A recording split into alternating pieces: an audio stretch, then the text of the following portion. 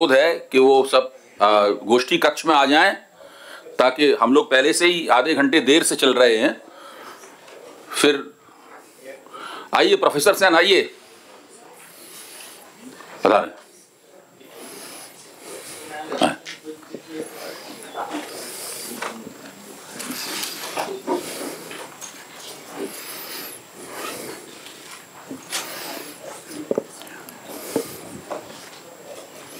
जैसा कि आप सबने देखा ही है, उद्घाटन सत्र के दोनों व्याख्यान आचार्य राधा वल्लभ त्रिपाठी और डॉक्टर नितिन मलिक का उन्होंने हमारी गोष्ठी की पूर्व पीठिका बना दी है, एक वैचारिक पूर्व पीठिका बन गई है। अब ये हम लोगों का काम है कि हम अगले 3 दिन तक इसको किस तरीके से आगे बढ़ाते हैं और कुछ नई मंजिलों को हासिल करते हैं। अब हमारे सत्र शुरू होंगे और सबसे पहले मैं डॉक्टर अजय कुमार यादव से अनुरोध करूंगा कि आके वो बीज पत्र का पाठ करें। बीज पत्र सबको पहले ही से भेजा जा चुका है, लेकिन गोष्ठी में एक बार फिर बीज पत्र का पाठ करना आवश्यक है, ताकि हम लोग तुरंत बिल्कुल आज की तारीख में, इस क्षण में इसके साथ अपना तादात्म्य स्थापित कर सकें। बीज पत्र का पाठ शुरू हो उससे पहले वो कौन सी संहिता होगी जिसके तहत हम लोग अपना विचार विमर्श करेंगे, ये मैं स्पष्ट कर देना चाहता हूँ। ये देशक प्रोजेक्ट की चौथी विचार गोष्ठी है। पिछली 3 विचार गोष्ठियों से एक इस मायने में ये अलग है कि इसमें हम लोगों ने कुछ एकल सत्रों को भी परिकल्पित किया है। ये पहली बार हम लोग कर रहे हैं। इसमें संयुक्त सत्र तो होंगे ही, जिसमें 2 या 3 प्रस्तुतियां होंगी और फिर उसके ऊपर चर्चा होगी। अध्यक्ष जो भी होंगे सत्र के वो उसको थोड़ा सा खोलेंगे। तो जो एकल सत्र है, एकल सत्र में केवल एक ही प्रस्तुति होगी, लंबी प्रस्तुति होगी, 40 मिनट की प्रस्तुति होगी। उसके बाद जो सत्र के अध्यक्ष होंगे वो उसके ऊपर 5-7 मिनट में कुछ महत्वपूर्ण बिंदुओं को आपके सामने खोलेंगे। जरूरी नहीं कि सारे लोग उन्हीं बिंदुओं तक सीमित रहें अपनी चर्चा में, वो केवल थोड़ा सा चर्चा के रास्ते को सुगम बनाने के लिए होगा। तो और जो संयुक्त प्रस्तुतियां होंगी उसमें एक प्रस्तुति 20-20 मिनट की होगी और चर्चा आधे घंटे की होगी। और हम लोग इस बात का ध्यान रखें कि अगर हम लोग चर्चा में एक बौद्धिक अनुशासन स्वीकार करेंगे, उसका पालन करेंगे, तो हमारी चर्चाएं अच्छी होंगी और उसमें किसी के लिए ये समय की किल्लत नहीं रहेगी कि हमें बात नहीं पूछने दी गई, हमें अपनी बात कहने नहीं दी गई, या हमारी बात सुनी नहीं गई, या हमारी बात का हमें जवाब नहीं मिला, हमारी जिज्ञासा शांत नहीं हुई। तो इसके लिए ज़रूरी है कि हम खुद अपने समय का भी ध्यान रखें ताकि दूसरा अपने समय का सदुपयोग कर सके। अब मैं प्रोफेसर नमन आहूजा और प्रोफेसर ब्रह्म प्रकाश को आमंत्रित करूंगा मंच पर कि वो आए, अपना स्थान ग्रहण करें। उसके बाद बीज पत्र का पाठ होगा। इस सत्र के अध्यक्ष प्रोफेसर ब्रह्म प्रकाश हैं और प्रस्तुति करेंगे प्रोफेसर नमन आहूजा। आइए आहूजा साहब प्लीज। जी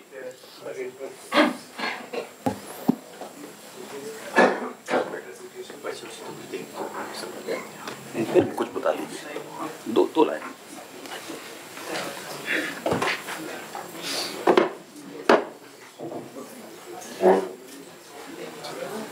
आप पढ़िए, बीज पत्र पढ़ना शुरू करें। नमस्कार।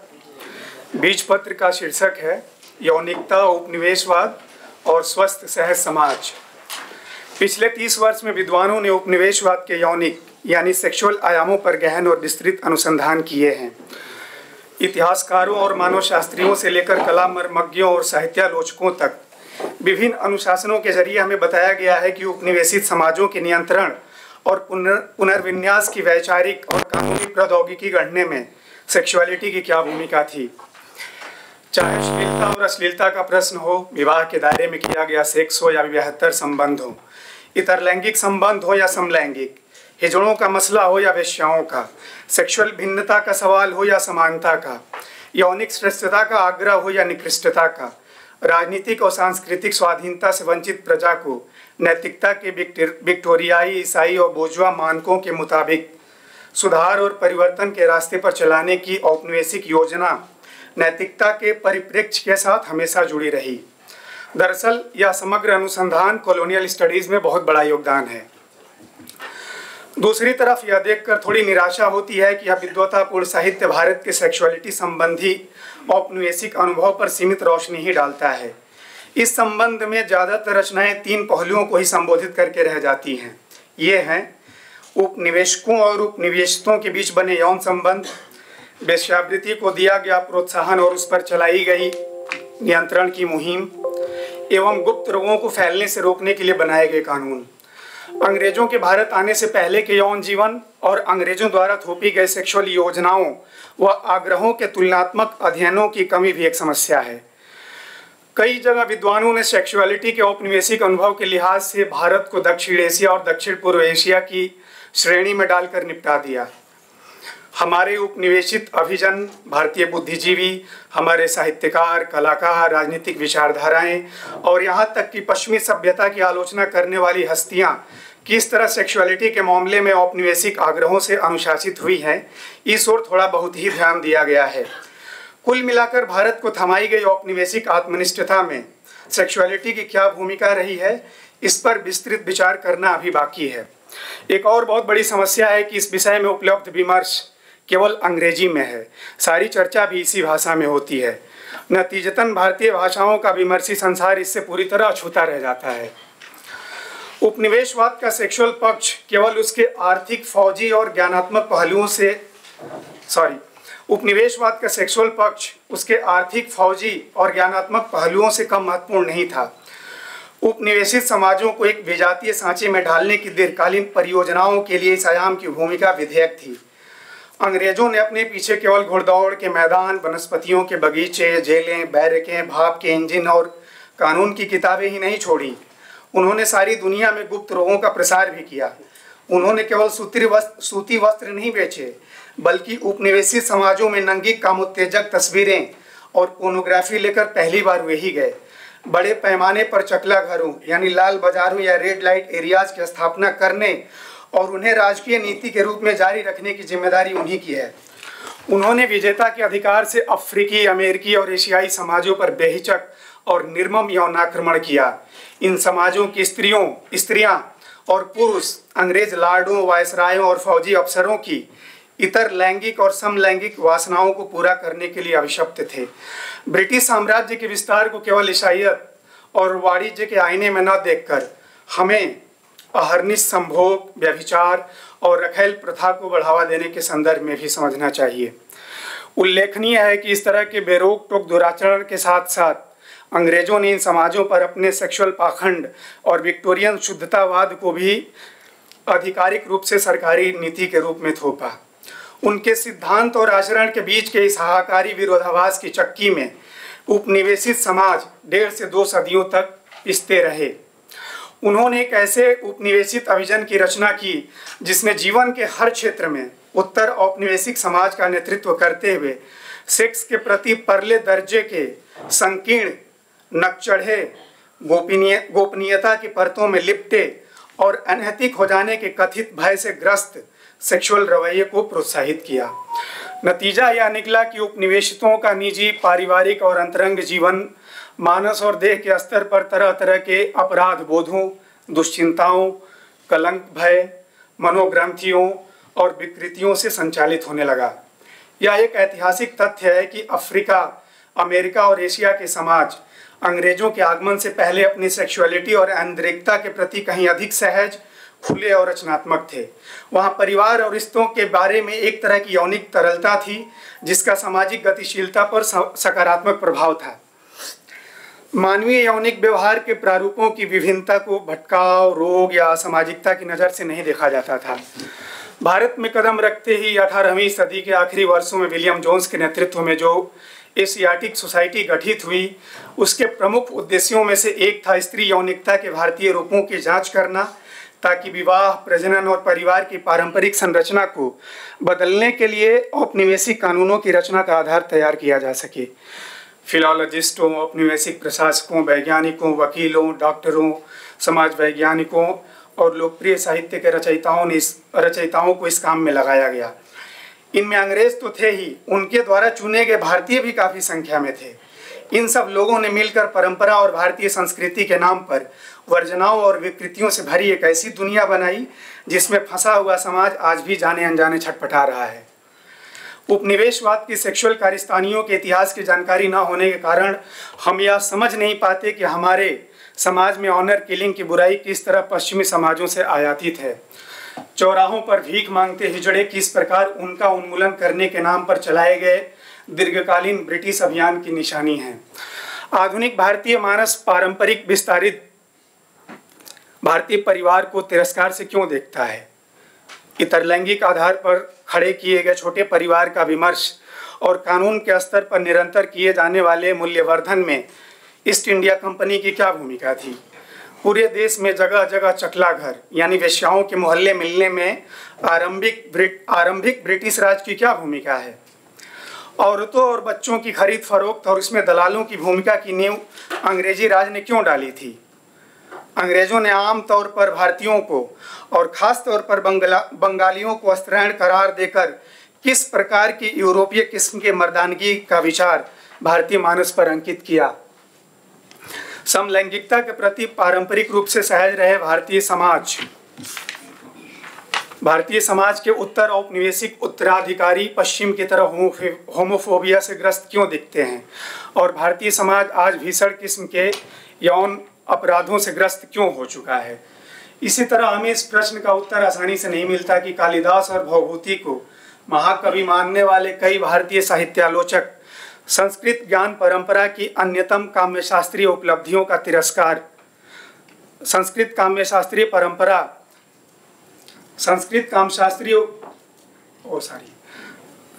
ज्ञान परंपरा की अन्यतम कामशास्त्रीय उपलब्धियों का तिरस्कार करने का अभियान क्यों चलाते रहे हैं? हमें यह भी सोचना पड़ता है कि क्या केवल स्त्री यौनिकता को केंद्रस्थ करने के कारण 200 साल लंबे रीतिकालीन काव्य युग का साहित्य इतिहास से विलोपन किया जाना चाहिए? उस समय तो हमारा दिमाग ही घूम जाता है जब पश्चिमी सभ्यता की अनूठी आलोचना करने वाले गांधी आग्रह करते हुए दिखते हैं कि मंदिरों में अंकित मिथुनरत जोड़ों पर सीमेंट पोत देना चाहिए और सेठ जमनालाल बजाज बापू की अपील पर फौरन सीमेंट और बजरी वर्धा रवाना करने में लग जाते हैं। यह विडंबना हमें निरुत्तर कर देती है जब के.एम. पडिक्कर जैसा इतिहासकार हिस्ट्री कांग्रेस के मंच से कहता है कि मंदिरों का यह मैथुन शिल्प भारतीय मानस की रुग्णता का परिचायक है। अंग्रेजों द्वारा हम पर थोपे गए विक्टोरियन शुद्धतावाद, स्त्रियों को दुर्बल और यौनिक रूप से कमतर मानने और समाज का नियंत्रण कथित युद्ध प्रिय मर्दानगी के हाथों में सौंपने के आग्रहों से थोड़ा हटते ही हमें भारत में काम, श्रृंगार और यौनता की समृद्ध और कल्याणकारी परंपरा दिखने लगती है। हमें यह भी दिखता है कि हमारे यहाँ काम, अध्यात्म, संस्कृति और सौंदर्य शास्त्र आपस में घनिष्ठ रूप से जुड़े रहे हैं। लेकिन क्या इसे अंग्रेजों की भांति हमें यौनिकता की अतिरेक की तरह देखना चाहिए? दरअसल भारतीय परंपरा काम और यौन संसर्ग के प्रति संयम भाव के साथ साथ वैराग्य और वीर्य रक्षा का भी मूल्यवर्धन करती है। वस्तुतः काम संयम का उपदेश देने वाली इन परंपराओं के समाज पर प्रभाव की मात्रा कभी इतनी नहीं हुई कि गार्हस्थ्य के ऊपर वैराग्य को महत्व मिल जाए। शास्त्रोक्त जीवन के केंद्र में गार्हस्थ्य की श्रेष्ठता हमेशा कायम रही। एक राजकीय नीति के रूप में काम दमन की शुरुआत अंग्रेजी उपनिवेशवाद के साथ शुरू हुई। अंग्रेज सेक्स को पाप मानने वाली ईसाईयत परंपरा के अनुयायी थे। ईसाईयत का मानव देह और कामेच्छा के साथ असहज रिश्ता रहा है। भारत में उपनिवेशवाद से मुठभेड़ के दौरान राष्ट्र की मुक्ति के लिए पौरुष, शौर्य, वीर्य रक्षा और छात्र धर्म को आवश्यक माना गया, लेकिन इन मूल्यों को स्थापित करने के बदले में श्रृंगार, यौनता और अस्त्रैणता को अवमूल्यित किया गया। उस समय काम बनाम वीर्य रक्षा, अस्त्रैण बनाम पौरुष, श्रृंगार बनाम शौर्य, राधा बनाम सावित्री तथा प्रेयसी बनाम मातृभूमि के बीच विरोधाभासी द्वैत निर्मित कर किसी भी तरह की अनेकार्थता के विलोपन का प्रयास किया गया। प्राक औपनिवेशिक भारत में इस तरह का दुचित्तापन नहीं था, नहीं तब अनेकार्थता को क्षय की तरह देखा जाता था। वर्गीकरण द्वारा अनेकार्थता को प्रभावहीन बनाने की युक्ति उपनिवेशवाद की देन है।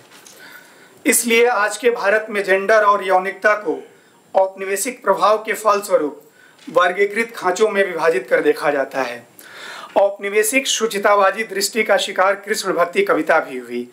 Christian literary society of Madras की निगाह में कृष्ण को सिर्फ पर स्त्रीगामी और व्यभिचारी माना गया।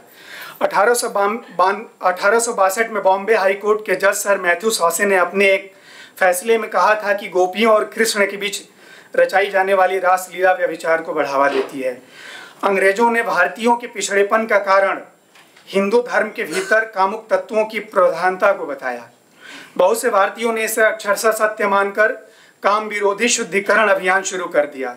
ब्रह्म समाज, आर्य समाज और नव वेदांत जैसे सुधार आंदोलनों में श्रृंगार और यौनिकता की शुद्धिकरण का कट्टर आग्रह इसी का प्रतिफल है। 1871 में अंग्रेजों ने क्रिमिनल ट्राइब्स एक्ट पारित किया। इस क्रूर कानून की वजह से राम भक्त रामानंदी रसिक सखी संप्रदाय को भी दमन और प्रताड़ना का शिकार होना पड़ा। रामानंदी संप्रदाय के पुरुष साधक माधुर्य और स्त्रैण भाव से राम की उपासना करते थे। वे साज श्रृंगार और घुंघरू पहनते हुए स्त्री वेश धारण करते थे। स्त्री वेशधारी होने के कारण रामानंदी साधकों को औपनिवेशिक अधिकारी क्रिमिनल ट्राइब्स एक्ट में पंजीकृत करते थे। इसके अलावा पुलिस उन पुरुषों को भी पंजीकृत करती थी जो थिएटर में स्त्री रोल निभाते थे। इससे अंदाजा लगाया जा सकता है कि स्त्रीणता के प्रति विक्टोरियाई पितृसत्ता का शत्रु भाव कितना गहरा था, खासकर पुरुषों द्वारा अपनाई जाने वाली स्त्रीणता के प्रति। औपनिवेशिक चिकित्सा में नपुंसकता का संबंध शारीरिक स्त्रीणता और समलैंगिकता से जोड़ा जाता था। औपनिवेशिक सेक्स चिकित्सक मानते थे कि जो स्त्रीण व्यक्ति है वह नपुंसक और समलैंगिक है। अंग्रेजों को यह अजीब लगता था कि काली स्त्री होकर भी व्यवहार में उग्र और पुलिंगी है, जबकि कृष्ण पुरुष होकर भी स्त्रीण और सौम्य है। अंग्रेजों से पूर्व भारत में कभी भी श्रृंगारिकता और यौनिकता को नियंत्रित करने के लिए कानून नहीं बनता था। यहाँ तो राजाओं और मंदिरों मठों के संरक्षण और प्रोत्साहन से यौनिक और श्रृंगारिक साहित्य लिखे जाते थे। लेकिन अंग्रेजों ने भारत में यौनिकता को सेंसर करने के लिए ऑब्ससीनिटी कानून 1856 पारित किया और समलैंगिकता को आपराधिक घोषित करने हेतु 1861 में आईपीसी की धारा 377 पारित की। अंग्रेजों द्वारा 1864 में संक्रामक रोग अधिनियम लागू हुआ। इस कानून के तहत यौन व्यवसाय में शामिल महिलाओं को पीड़ादायक कानूनी और चिकित्सकीय निगरानी से गुजरना होता था। लेकिन यह कानून उन महिलाओं को भी प्रताड़ित करने का औजार बन गया जो यौन पेशे में नहीं थी। इसके द्वारा नाच, गाने और प्रदर्शनकारी कलाओं में महारत रखने वाली विदुषी स्त्रियां भी प्रताड़ित की गईं। यह सब उपनिवेशवाद का असर है। उपनिवेशकों ने इतर लैंगिक न्यूक्लियर परिवार और तजन्य घरेलूता को आदर्श के रूप में पेश किया। संयुक्त परिवार, मातृवंशीयता, बहुपतित्व और बहुपत्नीत्व को असभ्यता और पिछड़ेपन की निशानी बताया गया। परिवार के इन सभी रूपों की अपनी अपनी खूबियां और खामियां थीं, किंतु इतर लैंगिक और दंपत्ति केंद्रित न्यूक्लियर परिवार को ही आदर्श और एकमात्र विकल्प मानने का नतीजा यह हुआ कि यौनिकता की बहुरंगी और तरल दुनिया संकुचित होती चली गई। केवल इतर लैंगिक संबंध को सामान्य का दर्जा मिला, बाकी सब असामान्य और विचलन माने गए। प्रश्न यह भी है कि क्या स्वयं ब्रिटेन और पश्चिम का समाज विक्टोरियाई यौन नैतिकता के प्रभाव से मुक्त हो पाया है? अमेरिका में एंटी अबॉर्शन कानून, रूढ़िवादी संस्थानों और चर्च द्वारा प्रो फैमिली आंदोलन को दी जा रही शह और फंडिंग, 90 के दशक में हुआ इवेंजेलिकल प्योरिटी आंदोलन, क्या ये विक्टोरियाई नैतिकता के चिन्ह नहीं है? हालांकि यह भी मानना पड़ेगा कि वहाँ विक्टोरियाई नैतिकता का वैचारिक वर्चस्व कमजोर पड़ा है। इस विश्लेषण के आलोक में यह विचार गोष्ठी भारत की समृद्ध कामशास्त्रीय परंपरा का संधान करते हुए अध्यात्म के साथ उसके स्थापित संबंधों का विवेचन करेगी। तंत्र साधना में मैथुन की अवस्थिति का परीक्षण करते हुए औपनिवेशिक युग में यौनिकता के संहार के कारणों पर विचार किया जाएगा। औपनिवेशिकता ने यौन दमन की वैचारिक, शैक्षणिक और कानूनी जमीन तैयार की। भारतीय नवजागरण से काम, श्रृंगार और यौनिक तरलता के विलोपन के पीछे कौन से औपनिवेशिक कारक थे? क्वियर और ट्रांसजेंडर जैसी वैकल्पिक यौनिकताएं औपनिवेशिक दुष्प्रभाव और परवर्ती यूरोप केंद्रीयता से कैसे मुक्त हो सकती हैं? भारतीय इरोटिका के प्रति सहज भाव कैसे विकसित हो? भारतीय परिवार और विवाह संस्था को उपनिवेशवाद ने कैसे प्रभावित किया और आज इन संस्थाओं की क्या स्थिति है। यौनिकता से जुड़ी हिंसा, विकृति, अपराध और कुंठा के तह में क्या है। भविष्य के समाज की कल्पनाओं में स्वस्थ सहज समाज की संहिताएं किस प्रकार स्वस्थ यौनिकता के प्रश्न से संबद्ध हैं। विचार गोष्ठी की संरचना। विचार गोष्ठी में दो तरह के सत्र होंगे, एकल सत्र और संयुक्त सत्र। एकल सत्र में प्रस्तुति 40 मिनट की होगी और फिर उस पर कम से कम आधे घंटे तक चर्चा होगी। संयुक्त सत्र में प्रस्तुतियां 20-20 मिनट की होंगी। 2 प्रस्तुतियों वाले सत्र में 30 मिनट तक और 3 प्रस्तुतियों वाले सत्र में 40 मिनट तक चर्चा होगी। प्रत्येक सत्र में अध्यक्ष द्वारा चर्चा का नियमन किया जाएगा। प्रस्तुति या प्रस्तुतियों के बाद अध्यक्ष 5 से 10 मिनट में चर्चा के लिए प्रमुख बिंदुओं को पेश करेंगे। जरूरी नहीं कि चर्चा इन्हीं बिंदुओं तक सीमित रहे, पर इन बिंदुओं से चर्चा का स्तर सुनिश्चित किया जा सकेगा और उसे पटरी पर रखने में मदद मिलेगी। धन्यवाद। और मुझे उम्मीद है कि एक स्वस्थ समाज के लिए स्वस्थ चर्चा होगी। शुक्रिया, स्वागत है आप सभी का।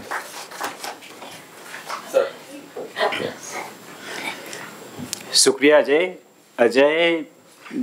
हमारी बातचीत शुरू हुई थी जेनू के ढाबे से और अजय इतने उसमें मशगूल हैं खासकर इस टॉपिक को लेकर कि आसपास के सारे लोगों को लगभग इस विषय पर लाके ही छोड़ते हैं। तो मेरा भी ये विषय उस तरह से नहीं है। मैं 1-2 लेख लिखा हूँ इधर उधर, तो उसी पे, लेकिन अभी का जो मेरा है, मैं बस 1 मिनट टाइम लेते हुए प्रोफेसर नमन आहूजा हैं, इस जो अभी वक्ता हैं, जो विषय पे बोलने जा रहे हैं। विषय है संस्कृति के नाम पर संस्कृति पर प्रतिबंध। प्रोफेसर नमन आहूजा जाने माने कला इतिहासकार हैं। दृश्य कला में इनकी बहुत ही अभिरुचि रही है और काफ़ी सारा काम है जो प्रतिबंध से लेकर म्यूजियम से लेकर और बहुत सारी जो विषय हैं इस पे लिखते रहे हैं, बोलते रहे हैं। तो मैं उम्मीद करता हूँ कि जो एक बैकग्राउंड प्रोफेसर राधा वल्लभ त्रिपाठी जी ने सेट किया है, काफ़ी बड़ी ऊंचाई दी है, उसी ऊंचाई को ध्यान में रखते हुए हमारी यहाँ पर वार्ता होगी। और मैं प्रोफेसर नमन आहूजा को कहूँगा कि वो अपने विषय पर आएँ और अपनी बात रखें।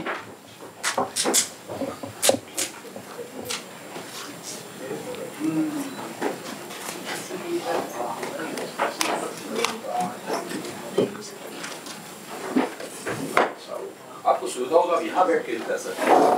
ठीक है, दिख रहा है। ये लाइट ये वाली ट्यूबलाइट भी बंद कर दें तो अच्छी है। बस काफी।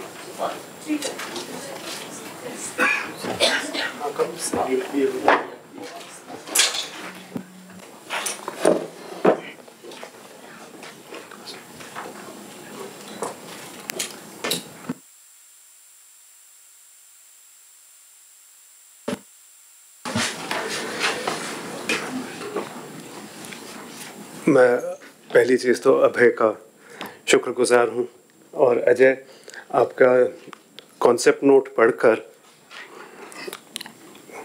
थोड़ा सा ऐसे लगा कि हाँ, बहुत अच्छे विचार हैं इसमें। कई चीज़ें ऐसी हैं जो कि मेरे खुद के अपने लेख इसी से सहमत हैं, कई चीज़ों से। और लेकिन आपने 2 बड़ी मुश्किल चीज़ें कर ली मेरे लिए। एक तो मैं राधा वल्लभ जी के बाद मैं बोल रहा हूँ, कुछ अगर गलती हो जाए सर तो please I beg your forgiveness. And the second thing that is in my mind is, हम उपनिवेशवाद पर आपका पूरा कॉन्सेप्ट नोट जो है, हाँ, हम उनके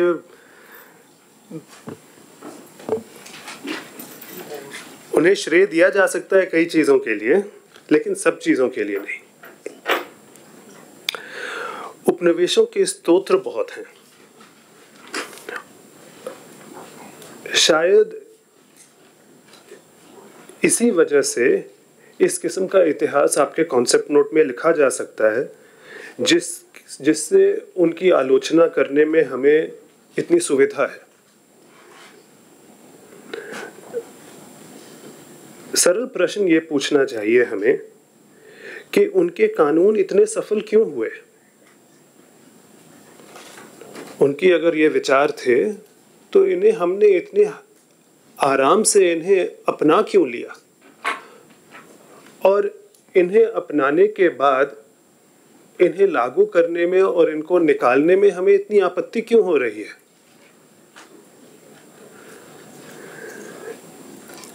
भारत के कौन से वर्ग रहे हैं जिन्होंने इनका समर्थन दिया है, इन विचारों का, इन कानूनों का, और इस समर्थन को देने के लिए उनका क्या इतिहास है?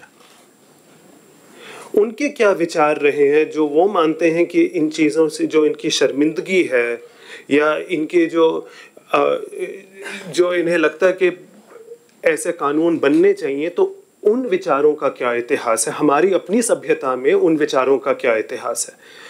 ये कहना अनुचित है कि प्री कॉलोनियल टाइम्स में बहुत मतलब कि सारी सोसाइटी इतनी लिबरल थी और वहाँ पर ऐसे कोई विचार थे ही नहीं, और सिर्फ ये कॉलोनियलिज्म की वजह से ये सारी चीज़ों में इस किस्म का बदलाव आया है। तो एक तो ये प्रश्न है मेरे दिमाग में। दूसरा कि यदि कामुकता के चित्रण के कारण एक सामाजिक नैतिक ताना बाना ढह जाता तो भारतीय समाज की बर्बादी निश्चित रूप से सदियों पहले हो जाती है। ये तो बात सत्य है। आखिर हर सार्वजनिक स्थान पर हिंदुस्तान में, बल्कि हमारे मंदिरों की दीवारों पर सेक्स इतने बड़े पैमाने पर चित्रित है कि इसकी परंपरा तो शताब्दियों से चलती आ रही है।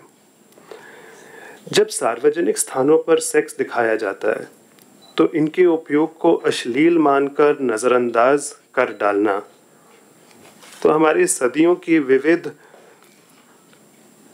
प्रकार के विचारों को अनदेखना करने के अनुकूल है। अगर अश्लील नहीं तो फिर इनसे किन विचारों को संप्रेषित करने के लिए दिखाया जाता है? इससे पहले कि कोई सेक्स के माध्यम से क्या संप्रेषित किया जा रहा है उसकी बारीकियों पर हम लोग चर्चा करें, कलात्मक स्वतंत्रता क्या है और इसकी निगरानी क्या करनी चाहिए या नहीं करनी चाहिए, इस पर कुछ व्यापक प्रश्नों को संबोधित करना आवश्यक है।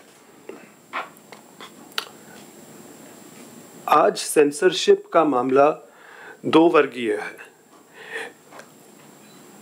एक तरफ तो हमारे अपने मतलब एक सेंसर बोर्ड बनाया गया है जो मीडिया को सेंसर करता है, कला को सेंसर करता है, लेकिन दूसरी तरफ इंटरनेट पर जो चल रहा है उसे सेंसर करने के लिए मतलब हमारे पास कोई टूल्स ही नहीं है कि कैसे उसे रोका जाए।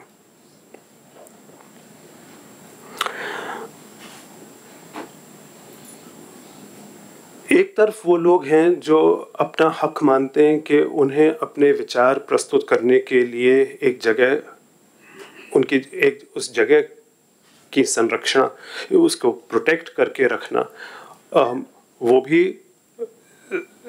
सरकार की एक जिम्मेवारी है। और दूसरी तरफ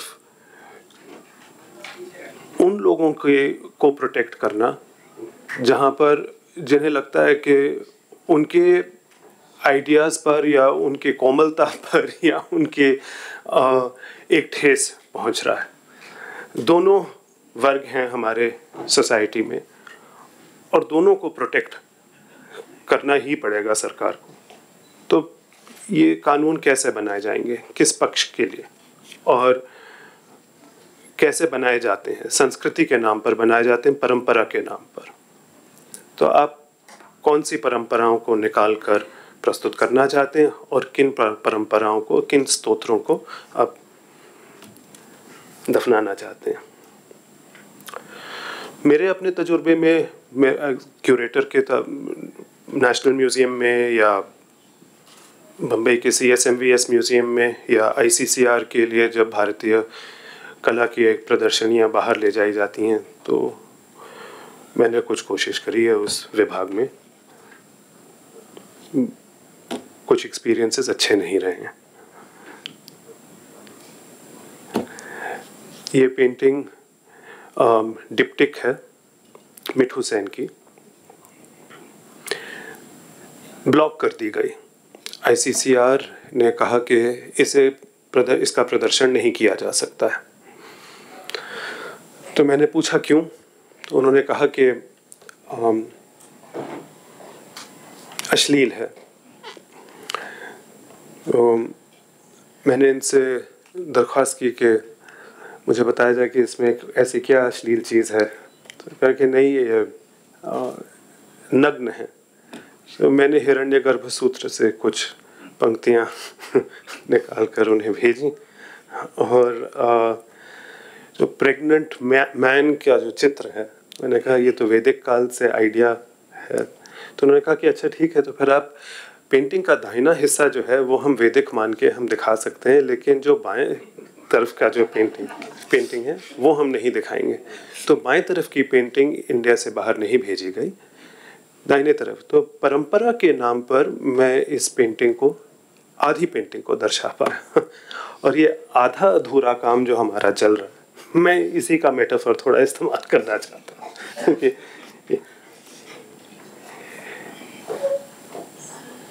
70s और 80s में लक्ष्मी की ये मूर्ति राष्ट्र संग्रहालय के अंदर भीतर आते ही मेन जो रोटंडा है वहाँ पर इस मूर्ति को दिखाया जाता था, शिवराम मूर्ति के टाइम पर। पिछले 15 साल से ये मूर्ति लुप्त थी। 2 बार मैंने दरख्वास्त की कि इसे प्रदर्शनी में दिखाया जाए, अनुमति नहीं मिली। कारण दिया गया मुझे कि इसका कंजर्वेशन स्टेटस ठीक नहीं है, टूट सकती है। फिर मैंने कई जगह पे इस बात को प्रस्तुत किया कि ये बार बार मुझे ना कह रहे हैं। पब्लिक में, अखबारों में भी निकल गया कि ये इस लक्ष्मी की प्रतिमा को नेशनल म्यूज़ियम नहीं दर्शा रहे हैं। फिर जाकर अब इसको लोन पे न्यूयॉर्क भेजा गया है, और आजकल न्यूयॉर्क में मेट्रोपॉलिटन म्यूज़ियम में अब डिस्प्ले पर ये मूर्ति वापस आ गई है। और दोबारा हिंदुस्तान जब आएगी तो शायद फिर से हमारी दीर्घा में इसे दिखाया जाएगा। लेकिन 15 साल के लिए ये किसी कॉरिडोर में पहले छुपी हुई थी या फिर कंजर्वेशन लैब में पड़ी रही। जब मैंने कहा कि आप मुझे ये क्यों नहीं दिखाने दे रहे हैं, कि नमन जी, मुझे एग्जीबिशन कमेटी के मेंबर्स जो हैं नेशनल म्यूज़ियम के, उन्होंने कहा नमन जी आप समझ नहीं पा रहे हैं, हमारी कला जब बाहर जाएगी तो बाहर वाले लोग हमारे बारे में क्या कहेंगे। तो अब बेहतर है कि आप इन चीज़ों को आप ना दिखाएं। आप कुछ ऐसी चीज़ें चुनें जिससे लोग भारतीय सौंदर्य को अप्रिशिएट करें, ना कि इन सब चीज़ों से। तो ये शिवलिंग जो है भरतपुर के संग्रहालय में, ये भी सेंसर कर दिया गया। और फिर गीत गोविंद के तो कई चित्र हैं।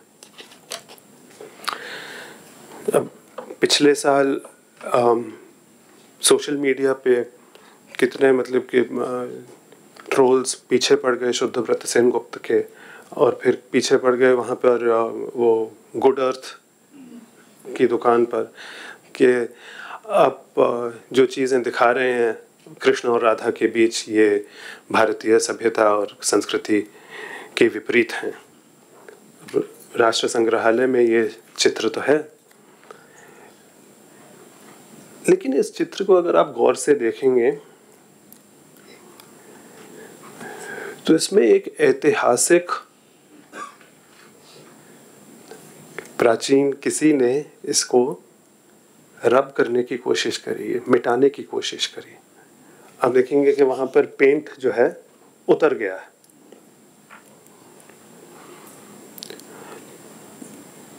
तो जो कानून बनाए गए हैं जिनकी हम आलोचना कर रहे हैं, ये जो एटीट्यूड है सेंसरशिप का, ये आज का ही नहीं है। ये नेशनल म्यूज़ियम में किसी ने इसको रब करने की कोशिश नहीं करी। नेशनल म्यूज़ियम में पहुंचने के पहले ही किसी ने इसको रब करने की कोशिश करी। तो ये हमें सोचना पड़ेगा कि कौन लोग थे जो मध्यकालीन भारत में या आधुनिक काल में इन चीज़ों को दबाना चाहते थे। उनका क्या इतिहास है? सेंसरशिप एक नई चीज़ नहीं है, सेंसरशिप पहले भी था।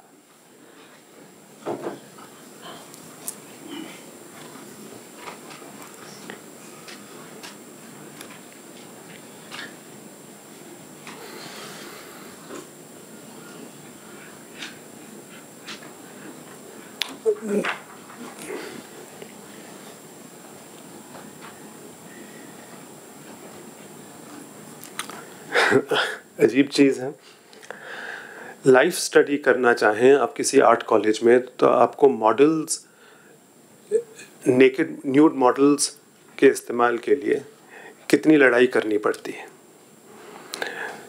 वाइस चांसलर को, डीन ऑफ द डिपार्टमेंट को परमिशन कहाँ। आपने उस लाइफ मॉडल का उपयोग करके अगर आप उसी के पीछे अगर आप उस पर मुकुट पहना दें या आलिंगन को अगर आप उमा महेश्वर बना दें तो अलाउड है, परमिशन मिल जाती है आपको। स्टडी तो वही है, लेकिन आपने सिर्फ उस पर हीरे जवाहरात लगा के आपने उस पर आभूषण लगा दिए तो परमिशन मिल गई आपको, वो मूर्ति बन जाती है। और सिर्फ अगर आप उनको एक कपल के रूप में या अगर आप सिर्फ एक नग्न लेडी को दिखाएं तो आपको सेंसर कर दिया जाता है।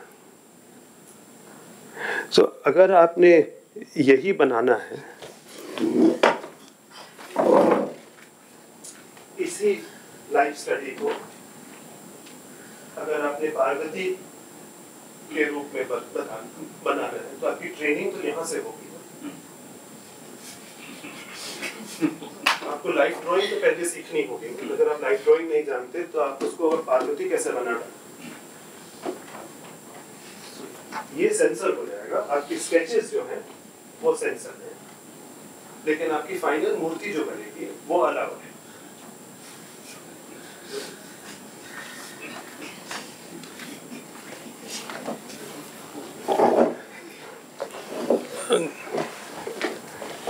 तो सिर्फ ज्वेलरी डालने से परमिशन मिल जाएगी आपको। तो किन चीज़ों को हमारे ट्रेडिशन को ट्रेडिशनल माना जाए और ट्रेडिशन को की परिभाषा कौन देगा? सेंसरशिप एक किस्म का हिंसा है। हमारी सोच, हमारे कथन, कला, व्यक्तिगत, आंतरिक एक हमारा हक है। उसकी संरक्षा के लिए संविधान भी है, तो फिर इस पर पाबंदी लगाने वाले कुछ लोगों को एक सेंसर बोर्ड पर क्यों बिठाया जाता है? आप लोगों की तरह मैं स्वतंत्र सोच और उदारवाद या लिबरलिज्म का समर्थन तो करता हूँ, लेकिन साथ साथ मेरा ये भी मानना है कि किसी लेखक या कलाकार को अपने विचारों का अंजाम या अपने विचारों की जिम्मेवारी खुद लेनी भी पड़ेगी, किसी और के कहने पर नहीं। लेकिन अब एक सेल्फ सेंसरशिप, पॉजिटिव किस्म का सेल्फ सेंसरशिप, इसकी एक ज़रूरत है। यदि आप समाज के उन वर्गों में हैं जो कला प्रदर्शित करते हैं या विचारों को प्रकाशित करते हैं, चाहे थिएटर या गैलरी चलाते हों या फिर वहाँ से प्रोत्साहित होकर वहाँ घूमने भी जाते हों, तो आपको अपने विचारों के लिए निश्चित रूप से जनता के प्रति जवाबदेह होना होगा। शायद सेंसर करने वाले रसहीन, अरोचक, रूढ़वादी ने कभी उस आनंद क्या स्वतंत्रता का स्वाद नहीं चखा जिससे कलाकार प्रेरित होते हैं। तो क्या इसमें कोई आश्चर्य है कि वो कला को इतना घिनौना समझते हैं कि वो उसे सेंसर करना चाहते हैं? तो इसको बदलने के लिए हमें क्या करना पड़ेगा?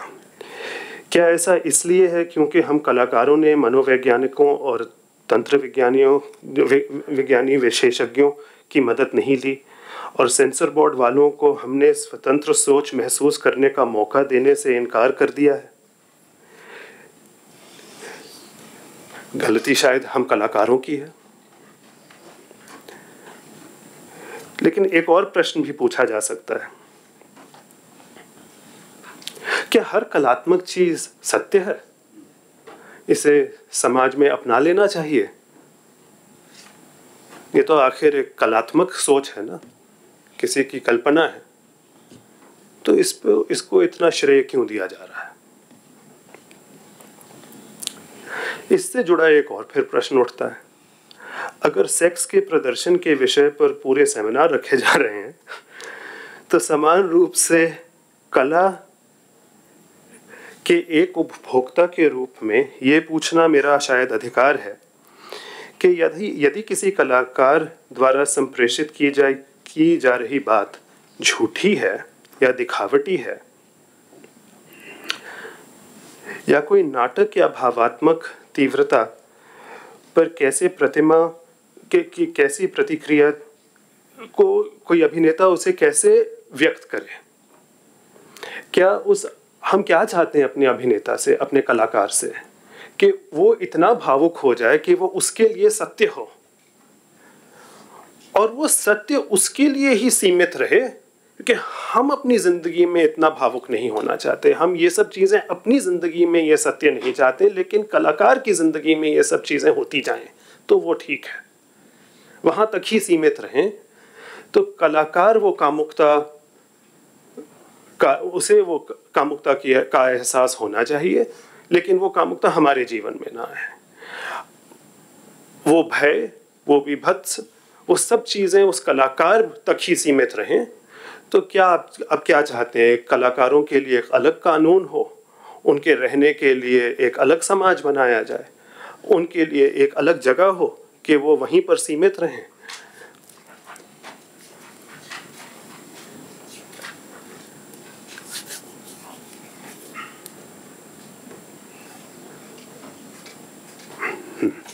ये कुछ अखबारों की हेडलाइंस हैं। जब एमएफ हुसैन के खिलाफ इतने केस हुए थे और सेंसरशिप का पूरा मामला पूरी तरह बढ़ चुका था, वो उनका मशहूर स्केच है ऊपर, एक भारत माता का, दूसरा सरस्वती का, एक और उन्होंने लक्ष्मी का भी बनाया था।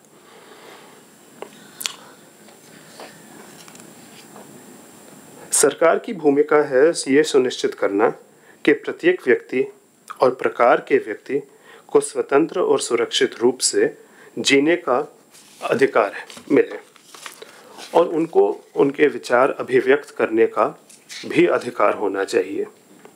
उस निजी या अंदरूनी जगह जो समाज में प्रकट करने की हिफाजत करना एक कठिन कार्य है, जिसके लिए सिद्ध, परिष्कृत और परिपक्व सोच की आवश्यकता है।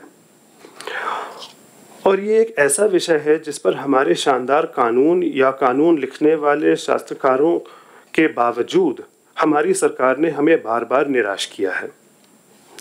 सेंसरशिप या कोई निषेधात्मक आदेश स्वयं द्वारा अपनाई जाती है, व्यक्तिगत कारणों से, किसी दूसरे के आदेश पर या उनके डर से नहीं। आखिर किसी और को ये सोचने की अनुमति कैसे दे सकते हैं किसी और को ये अनुमति कि वो हमसे ज़्यादा जानते हैं कि हम व्यक्तिगत तौर पे अपनी अंदरूनी बात क्या प्रकट करना चाहते हैं। तो इसका प्रोटेक्शन सरकार कैसे करे जब वो सामाजिक चीज़ों को ही नहीं प्रोटेक्ट कर पा रहे हैं? तो इसका मापदंड कैसे, इसके मापदंड के लिए निर्णय कैसे लिया जाएगा? इसको मेजर कैसे किया जाएगा कि क्या अप्रोप्रिएट है? ऐसे युग में जब सांस्कृतिक मूल्यों के नाम पर सेंसरशिप लागू की जाती है, तो आजकल के स्वघोषित गुरुओं और कट्टरपंथी उपद्रवियों द्वारा स्थापित हमारी परंपरा और इतिहास की नई परिभाषा की जगह हमें खुद इतिहास में शायद झांककर थोड़ा कुछ देखना चाहिए। अब इस विषय में 2-4 केसेस, कानूनी मामले जो हैं वो थोड़ा सा सोचना पड़ेगा। पहली चीज़ तो ये है कि ये अकबर पदमसी के केस में 1954 में एक बहुत मशहूर केस हुआ था बॉम्बे हाई कोर्ट में, जिसके वजह से आज तक कलाकारों को थोड़ी सी अनुमति है गैलरी और गैलरिस्ट्स को कुछ अनुमति है, कुछ अपने नग्न, ये एक पेंटिंग थी द लवर्स करके, एक मिथुन थे आलिंगन करते हुए एक कपल को दिखाया गया था, उसे उस पेंटिंग को सेंसर कर दिया गया और पदमसी को एक पूरे दिन के लिए जेल में बिठाकर हिफाजत में रखा गया। शाम को रात को उन्हें बेल मिली और फिर केस चलता गया कुछ समय के लिए, और ये जजमेंट जो था वो it's been one of the most important judgements. लेकिन इसके पहले भी 5 साल पहले 49 में FN सूजा के घर पर एक छापा पड़ा था बंबई में। पुलिस उनके घर में प्रवेश, वो प्रदर्शनी नहीं थी, पब्लिक में नहीं दिखा रहे थे, वो पेंटिंग बना रहे थे घर में, लेकिन उनके घर पर छापा पड़ा 1949 में। और गिरफ्तार से उनको धमकाया गया काफी, सूजा को। अब सूजा की कई पेंटिंग्स मैथुन सीन्स दिखाती हैं पूरी सिटी के संदर्भ में। उस केस को और इस केस, ये अकबर पदमसी के केस को हम लोग लैंडमार्क जजमेंट मानते हैं, क्योंकि इन्हीं से हमें थोड़ा बहुत प्रोटेक्शन मिला हुआ है आज तक। इन्हीं को बार बार दोहराया जाता है कोर्ट में, क्योंकि केस और सेंसरशिप के लिए मतलब कोशिश तो रहती ही है, और इसका पॉलिटिकल फ़ायदा बार बार उठाया जाता है, हर सरकार ने उठाया है।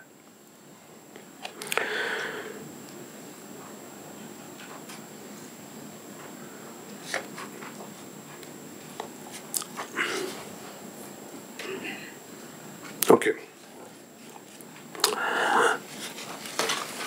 मैं मानता हूं कि भारतीयों ने हमेशा कामुकता के प्रति एक डबल स्टैंडर्ड, दो रुखा व्यवहार या रवैया हमेशा ही प्रदर्शित किया है।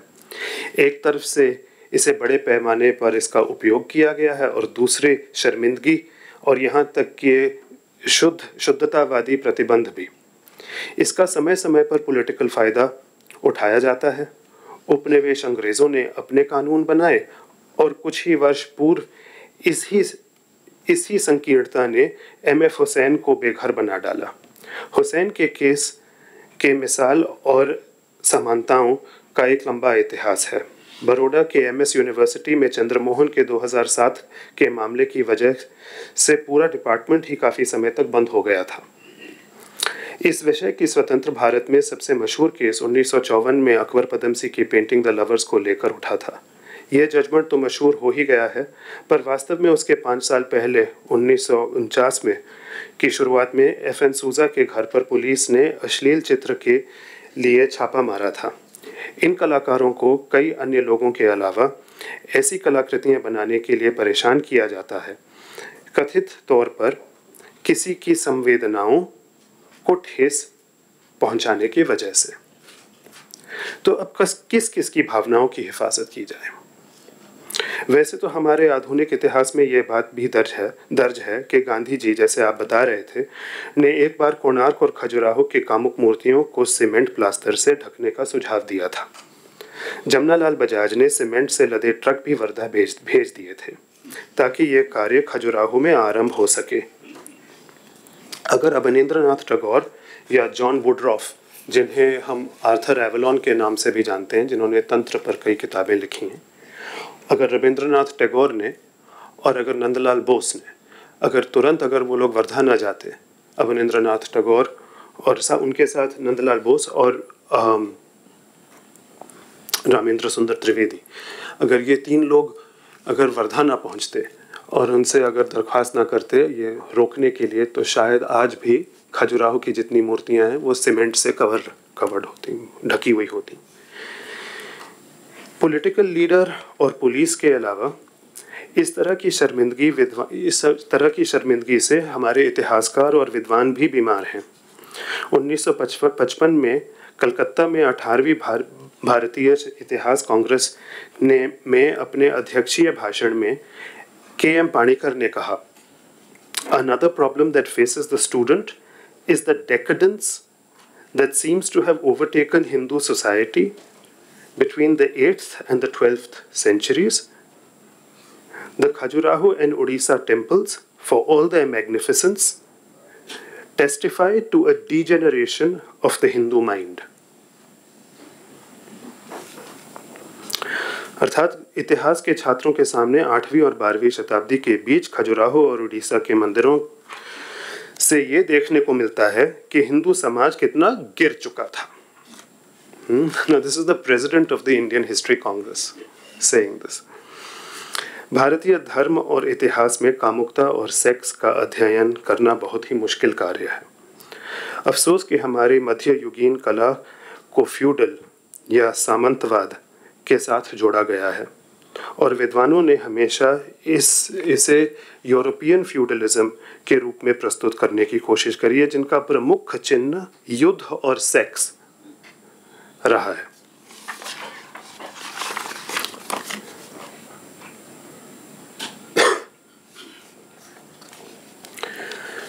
फ्यूडल डीजेनरेशन का आरोप यूरोप के पुराने ज़माने के इतिहास की एक सुविधाजनक और मैं समझता हूँ आलसी प्रतिलिपि है जो मध्य युग की बुराइयों की बात करती है.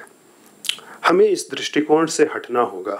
भारतीय धर्म, साहित्य और इतिहास में कामुकता पर अध्ययन करने वाले विद्वान अनेक रह चुके हैं. उनकी व्याख्याएं अक्सर भोग की शुभता, जीवन का भोग को और काम को जीवन का एक लक्ष्य मानती हैं. उसे पवित्र, उसके स्पंदन या उससे ऊर्जा या उसमें से करुणा के भाव को संबोधित किया जाता है. लेकिन मंदिरों को देखकर कहा जाता है आमतौर पर कि ये एक गुप्त तांत्रिक संदेश हैं और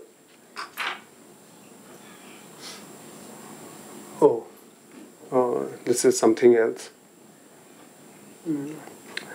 अगर वक्त हो मैं शायद इस पर वापस आऊं इस स्लाइड पर.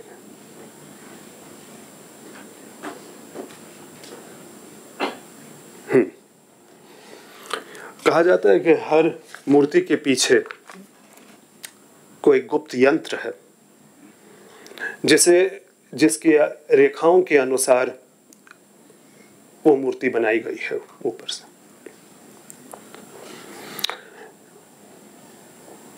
तो कहा गया कि इनके पीछे कोई गुप्त तांत्रिक संदेश है. मैं मानता हूं कि वाकई हमें इन तांत्रिक देवी देवताओं को धन्यवाद देना चाहिए कि इनकी वजह से ही शायद ये मूर्तियां आज तक बची हुई हैं. तंत्र के अध्ययन में अज्ञानता और भय भी इसी ऐतिहासिक शर्मिंदगी का प्रतीक है. क्यों?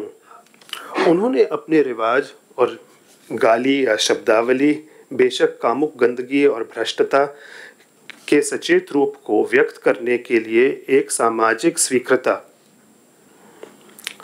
यहाँ तक कि 7वीं शताब्दी तक उसे एक सामाजिक स्थान का दर्जा दिलवा दिया उन्होंने 7वीं शताब्दी में. तो इसका तो काफ़ी मतलब इनका तंत्र का जो श्रेय है ये बहुत है. लेकिन प्रश्न ये उठता है कि तंत्रों में पाई जाने वाली कामुकता और सेक्स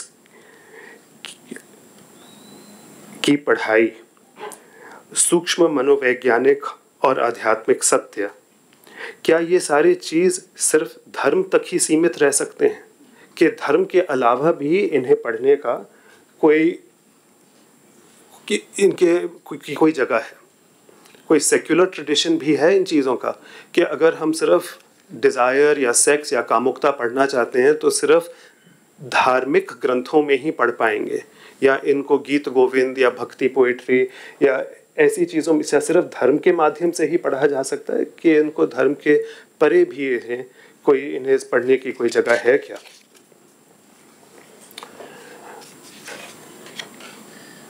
ऐतिहासिक शर्मिंदगी.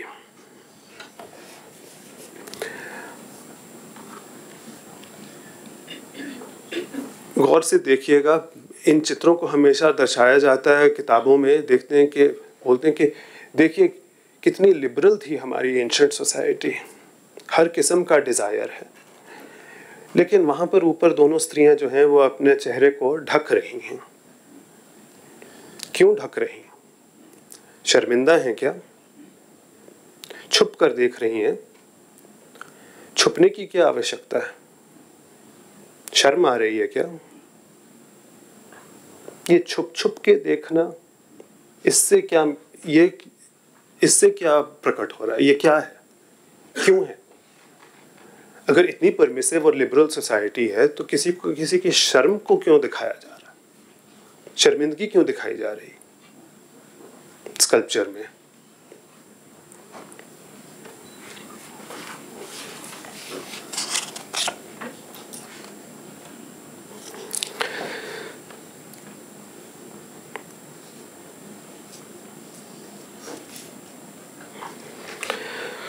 हमने आमतौर पर प्राचीन कामुकता को धर्म का जामा पहनाने की कोशिश की है, और जितना मददगार ये रहा है उतना विनाशकारी भी है।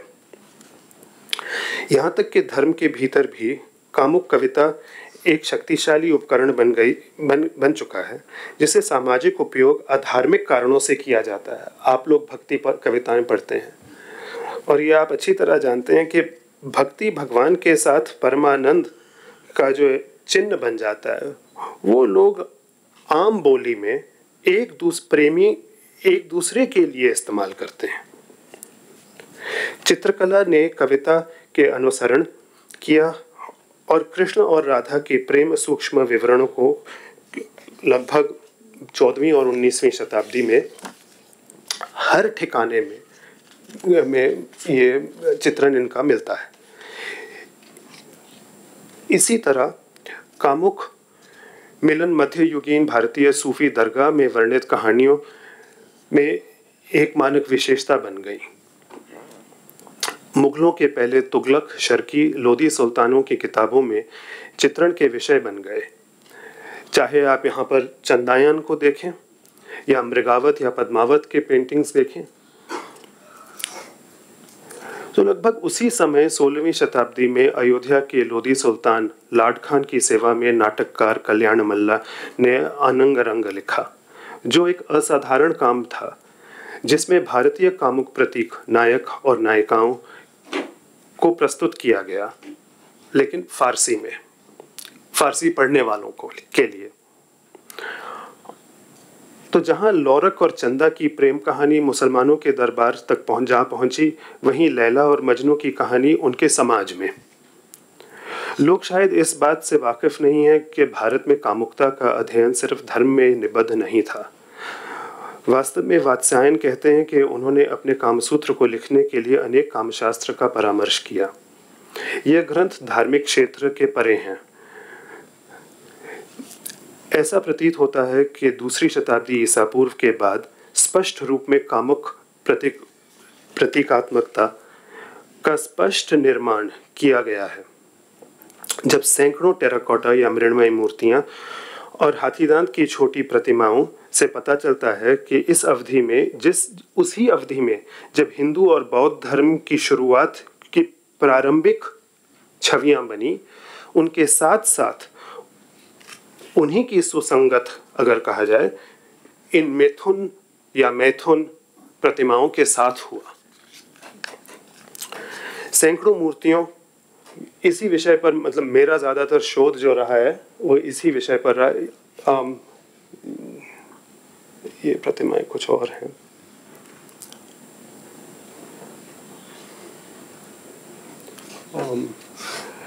खजुराहो में ये होमोसेक्सुअल सीन्स जितने हैं, इन्हें ज़्यादातर भारतीय किताबों में प्रकाशित नहीं किया गया है।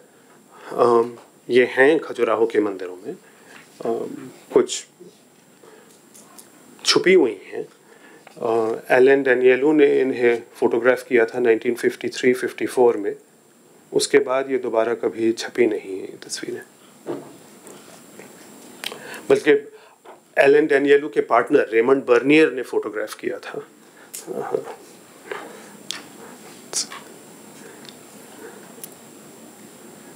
हाँ,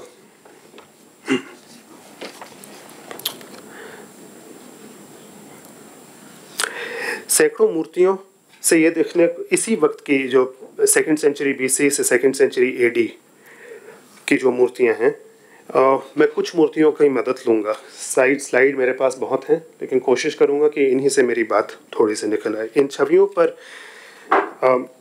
शोध करने से 4 minutes, okay, I better run then.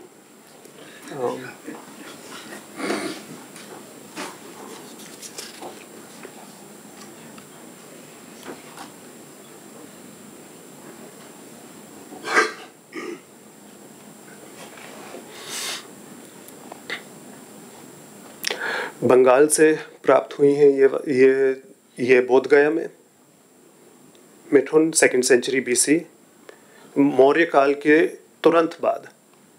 जैसे कई लोग मध्य भारत में शुंगकालीन कहते हैं, दक्षिण में सातवाहन, यूपी में कई छोटे राज्य थे इस समय जिन्हें मित्र और दत्त, उनके नाम मित्र और दत्त से के अंत होते हैं। और फिर हरियाणा में आपके औदंबर और यौधेय, फिर महाराष्ट्र में क्षत्रप, यही काल था। उसके बाद आपका कुषाण काल आता है। इसी पीरियड में ये सारी मूर्तियां मिलती हैं आपको। ये फिर से बोध गया में।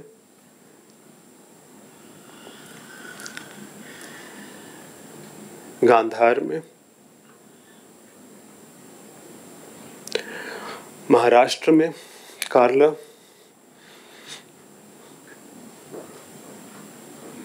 तक्षशिला, अहिछत्र और मथुरा और कौशाम्बी, मथुरा, फिर से बिहार में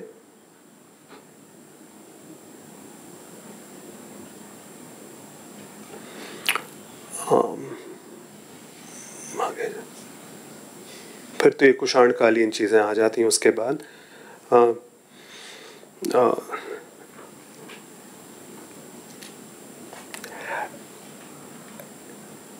रीति पोएट्री में आपको कई ऐसी चीज़ें मिलती हैं, जैसे कि तोते से बात करना, शुक्र सप्तशती जो पुस्तक रही है, या आपके तूतीनामाबाद में, या ऐसे कई आपके कई किताबें रही हैं जिनमें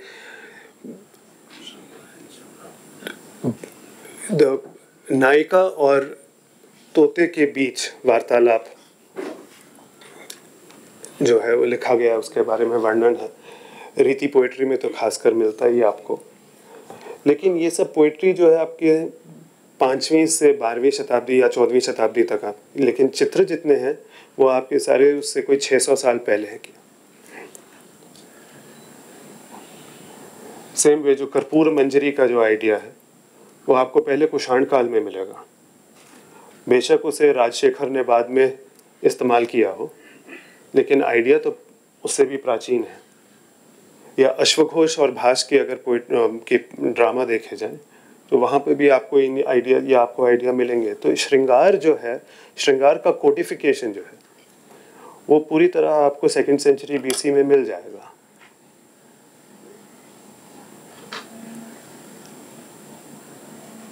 अब ये आलस कन्या का जो पोज है, ये पूरी तरह आपको इसके कोई 50-60 कॉपी मिलती हैं आपको इसी पीरियड में। या दर्पणिका की भी ये लकड़ी में है, काट के बनी हुई छोटी सी मूर्ति है, इतनी बड़ी, सेकंड सेंचुरी। ये मथुरा से सेम। शकुंतला में वो शकुंतला दुष्यंत को देखने के लिए पाखंड करती हैं कि अपने वो पाँव में से वो कांटे को निकाल रही हैं और अपने पीछे को देखती।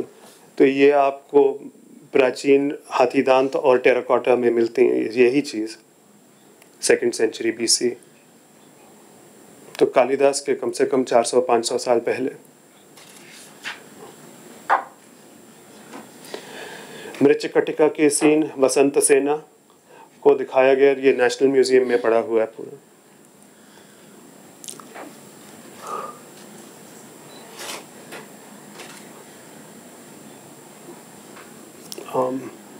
इन पर चर्चा करने के लिए अभी वक्त नहीं है, लेकिन आगे चलना चाहिए।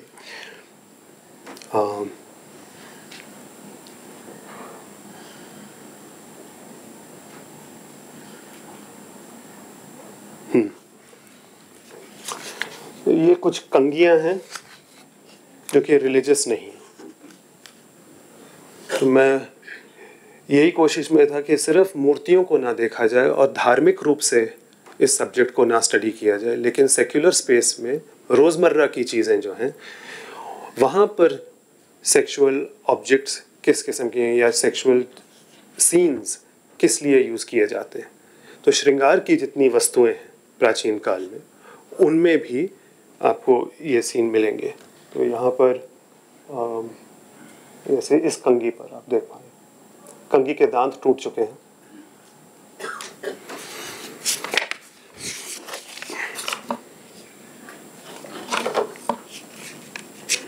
ओके, तो मैं यहीं पे दो चीज़ें ये कि यहाँ पे ये भी कहना चाहूँगा एक चीज़ और कि इन चीज़ों का चित्रण सिर्फ भारतीय समाज में स्थिर नहीं था, हमने उस प्राचीन काल से ही इन चीज़ों को इंपोर्ट भी किया है।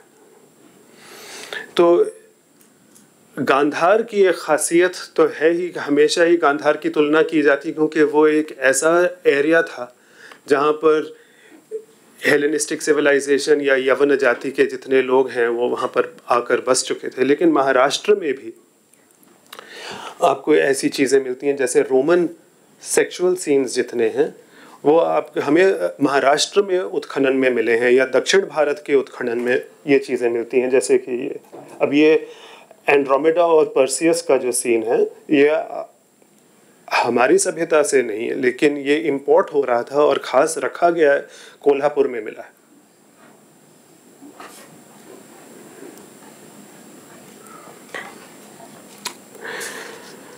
कई वस्तु ऐसी हैं जो रोज़मर्रा की ज़िंदगी में कामुकता पर ध्यान केंद्रित करती हैं।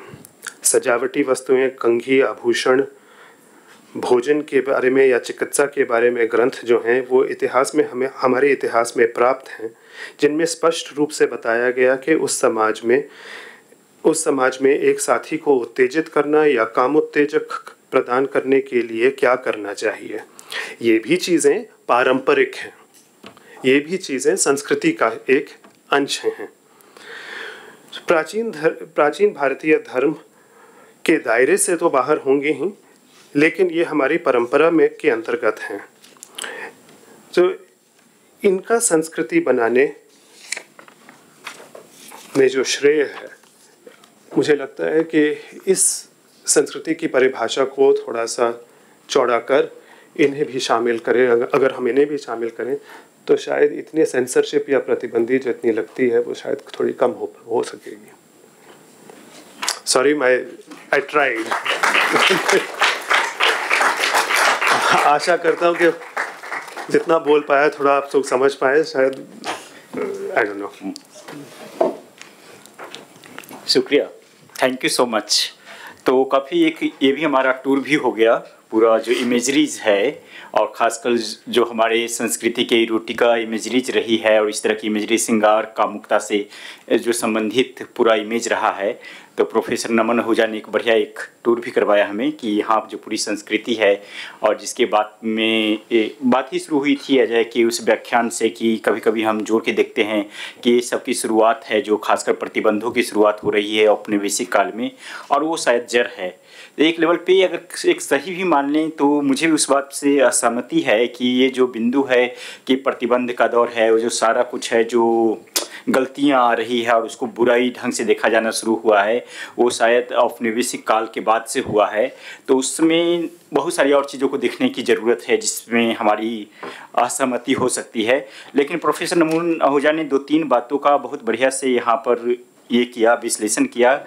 एक है कि ये जो प्रतिबंध की संस्कृति और जो स्वतंत्रता की संस्कृति रही है, नॉट नेसेसरली दो संस्कृति का टकराव का मामला था। विद इन संस्कृति के बीच में ही 2 तरह की धाराएं थी और बहुत तरह की धाराएं थी, जिसमें इस तरह कहीं पे बहुत स्वच्छंद मामला था, कहीं पर आज़ादी का मामला था और कहीं पर उस पर रोक लगाने का भी मामला चल रहा था। और वो हमारे संस्कृति में मुझे लगता है कि पहले से भी वो दिखाई देता है, जिसको प्रोफेसर नमन आहूजा ने डबल स्टैंडर्ड बताया कि एक डबल स्टैंडर्ड की संस्कृति रही है। और ये मुझे नहीं लगता कि सिर्फ ये भारत का मामला है, मैं चाइना के बारे में थोड़ा सा स्टडी किया हूँ, वहाँ पर भी इस तरह के प्रतिबंधों की बात हुई है, वहाँ पर भी इस तरह के जो आपके सेक्सुअल इमेजरीज है, जो श्रृंगार से लेके कामुकता के लेके इमेजरीज है, उस तरह का वहाँ भी एक तरह का विचार रहे हैं, तरह तरह के विचार रहे हैं। तो एक तरह से एक विचारों का भी मामला है जिसमें हम ये विश्लेषण कर रहे हैं।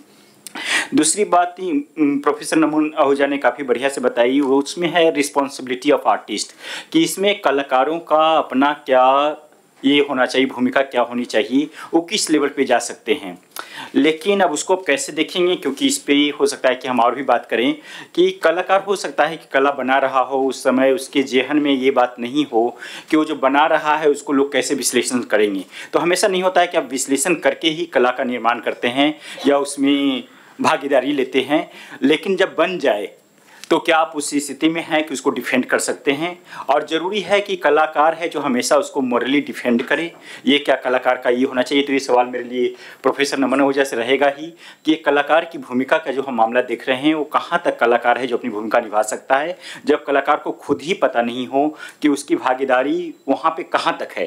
जैसे हमारे यहाँ अभी हुआ ना कि बहुत सारे कलाकार हैं जो खुद को घोषित कर दिए हैं कि वो जिंदा नहीं है, हमारे समय में हुआ है, हमारे समय की घटना है, लेकिन जो जिस समय वो लिख रहे थे, जिस समय वो बना रहे थे, और ये भूमिका का मामला कहाँ तक जायज़ है और कहाँ तक हम समझने की कोशिश कर सकते हैं। तीसरी बात जो उन्होंने काफ़ी बढ़िया से कही ये है कि हमारे यहाँ बहुत सारी जो हम देख रहे थे, इमेजेस देख रहे थे, उसमें शर्मिंदगी का ये आता है। अब उसको कैसे पढ़ा जाए, एक तो पढ़ने का भी मामला हो सकता है कि बहुत बार क्या होता है कि आप श्रृंगार को, कामुकता को बढ़ावा दिखाने के लिए भी और कामुक दिखाने के लिए भी हो सकता है कि उस तरह का जेस्चर का निर्माण करें। और दूसरा ये भी इस बात से भी दरकिनार नहीं किया जा सकता है, मना नहीं किया जा सकता है कि सेंस ऑफ सेम और सेंस ऑफ शर्मिंदगी उस समय भी थी और उस समय भी इसको लेकर बातचीत हुई है। उस तरह के हमारे यहाँ टेक्स्ट है और उस पर बातचीत की जा सकती है। और फाइनल एक मुद्दे पे जिस पे मैं थोड़ा सा और विस्तार से चाहूँगा कि प्रोफेसर नमन आहूजा भी बात करें और हम लोग भी बात कर सकते हैं कि बहुत बार क्या होता है, ये खासकर भरतनाट्यम में हो रहा है, दिनों दिन ये बढ़ा भी है कि वहाँ पे एक तो श्रृंगार को दिखाने की बहुत ज़्यादा कोशिश है कि हमारा बॉडी है जो श्रृंगारी की दिखे, शरीर है जो आप सारे ब्यूटी को श्रृंगार के लेवल पर लाएँ, लेकिन श्रृंगार है जो कामुक न बन जाए। तो एक बार एक सेंस में देखा जाए कि आप उसमें पार्टिसिपेट, भागीदारी भी करना चाहते हैं, लेकिन उसको आप कट भी करना चाहते हैं, उसको बांट के काट के भी रखना चाहते हैं कि इतना ही पोज देना है कि श्रृंगार के लेवल पे आए, लेकिन ऐसा ना हो जाए कि वो बाउंड्री पार कर जाए जहाँ पर लोग आपको कामुक कर दे। तो ये है जो एक लेवल पे, एक संस्कृति के लेवल पे भरतनाट्यम में काफ़ी ये बढ़चढ़ अभी आ रहा है, जहाँ पर लोग बोलते हैं श्रृंगार रस को खूब मज़े से ये किया जाता है, डांस किया जाता है, उसको इसमें नृत्य के लेवल पे काफ़ी ज़्यादा उपयोग किया जाता है। लेकिन एकदम बार बार हर एक डांसर से आप बात कर लीजिए, एक बार ये मन में बिठा दिया जाता है कि ऐसा ना हो कि हमारा जेस्चर है जो उस बाउंड्री को पार कर जाए। इसको हम कैसे देखते हैं, जहाँ पर मामला सिर्फ श्रृंगार को दिखाने का नहीं है, श्रृंगार और कामुकता का जो अपना जो अंतर संबंध हो सकता है कि कहाँ पर एक लेवल लग सकता है जहाँ पे आर्ट है जो पोर्नोग्राफी बन जाती है, या आर्ट है जो कला है जो उस बाउंड्री को पार कर जाती है, जहाँ पे कला का दायरा है जो शायद कला के दायरे में न रहे। तो उस सीमाएं हैं, उसकी जो सीमाएं हैं उसको हम कैसे देख सकते हैं। और फाइनली जो प्रोफेसर नमन आहूजा जो बात कर रहे थे यहाँ पर, जो बात कर रहे थे सौंदर्य सामग्री को, क्योंकि ये भी है कि वो मुझे अजय के उसमें जो बीज पत्र है पढ़ने के बाद लगा कि शायद हम कलाओं का जो एक्सचेंज हुआ है, जो यहाँ से लेके चीन से लेकर जो ग्रीक से लेके आपका पूरा एक्सचेंज हुआ है, और किसी भी समय में सबसे ज़्यादा अगर किसी चीज़ का सबसे ज़्यादा एक्सचेंज हुआ है तो ब्यूटी के सामग्री का हुआ है। ब्यूटी की सामग्री हमेशा से एक्सचेंज होती रही है कला, ये संस्कृति के बीच में। और सबसे ज़्यादा अगर देखें अभी भी बहुत सारी जो मर्यादा जहाँ पर प्रतिबंध है वहाँ पर देखेंगे कि सेक्सुअल ऑब्जेक्ट्स है, जो ऑब्जेक्ट सेक्स ऑब्जेक्ट्स है उसका ज़्यादा सबसे ज़्यादा व्यापार हो रहा है। तो उसको ये भी नया नहीं है, ये भी नया नहीं, जिसका एक एग्जाम्पल हमारे पास प्रोफेसर नमन आहूजा ने दिया। तो वो जो संस्कृति के आदान प्रदान के संबंध में भी जो ये सारी बातें हुई है, उसको हम औपनिवेशिक काल के जो इंटरप्शन होता है, जो एक रुकावटें आती है जिस लेवल पे हम पढ़ रहे हैं, तो क्या हम सब कुछ उसी को हम दे सकते हैं, कह सकते हैं कि ये सब कुछ लगभग कॉलोनियलिज्म का मामला था। उसके पहले ये कंट्राडिक्शन हमारे समाज में नहीं था, इस तरह का प्रतिबंध हमारे समाज में नहीं था, हमारे यहाँ बहुत ही स्वच्छंद मामला था। और तो बहुत सारी बातें हो सकती है, लेकिन मैं अपना विचार यहीं पे रोकूंगा और चाहूँगा कि पहले प्रोफेसर नमन आहूजा कुछ बोलना चाहें तो इस पर बोलिए, उसके बाद मैं ओपन करूँगा प्लेटफॉर्म कि सब लोग उसमें टफ क्वेश्चंस, हाँ, वेरी टफ क्वेश्चंस। ये सीमा की जो आप बात कर रहे हैं कि किस चीज़, मेरा एक छोटा सा सुझाव है कि कुछ अगर और साथियों के यहाँ पे आप सवाल ले लेते ना, उसके बाद में फिर आखिर में आप इन जो ब्रह्म प्रकाश जी ने सवाल उठाए उन पर, और हम लोग जो थोड़ा बहुत जिज्ञासाएं हैं या कोई टिप्पणी है तो वो उसके आधार पर। हाँ प्लीज भाई जी। हाँ, तो सबसे पहले तो प्रोफेसर नमन आहूजा का बहुत धन्यवाद इतना विचारोत्तेजक प्रस्तुति करने के लिए। और बिल्कुल शुरू में ही आपने जो प्रश्न उठाया था, मैं जरा उस पर दो बातें कहूँगा। आपने सवाल उठाया था कि आखिरकार अंग्रेज़ों के कानून इतने सफल क्यों हुए और उनके विचार हमने अपना क्यों लिए, उनके कानून हटाने में हमें इतनी दिक्कत क्यों होती है, और हमारे जो लोग थे वो कौन लोग थे जो इन बातों का समर्थन कर रहे थे, वो सब क्या थे। मुझे लगता है कि ये जो बात आपने उठाई है बिल्कुल दुरुस्त है, लेकिन इसका ताल्लुक औपनिवेशिक आत्मनिष्ठता से है, मतलब कॉलोनियल सब्जेक्टिविटी से है।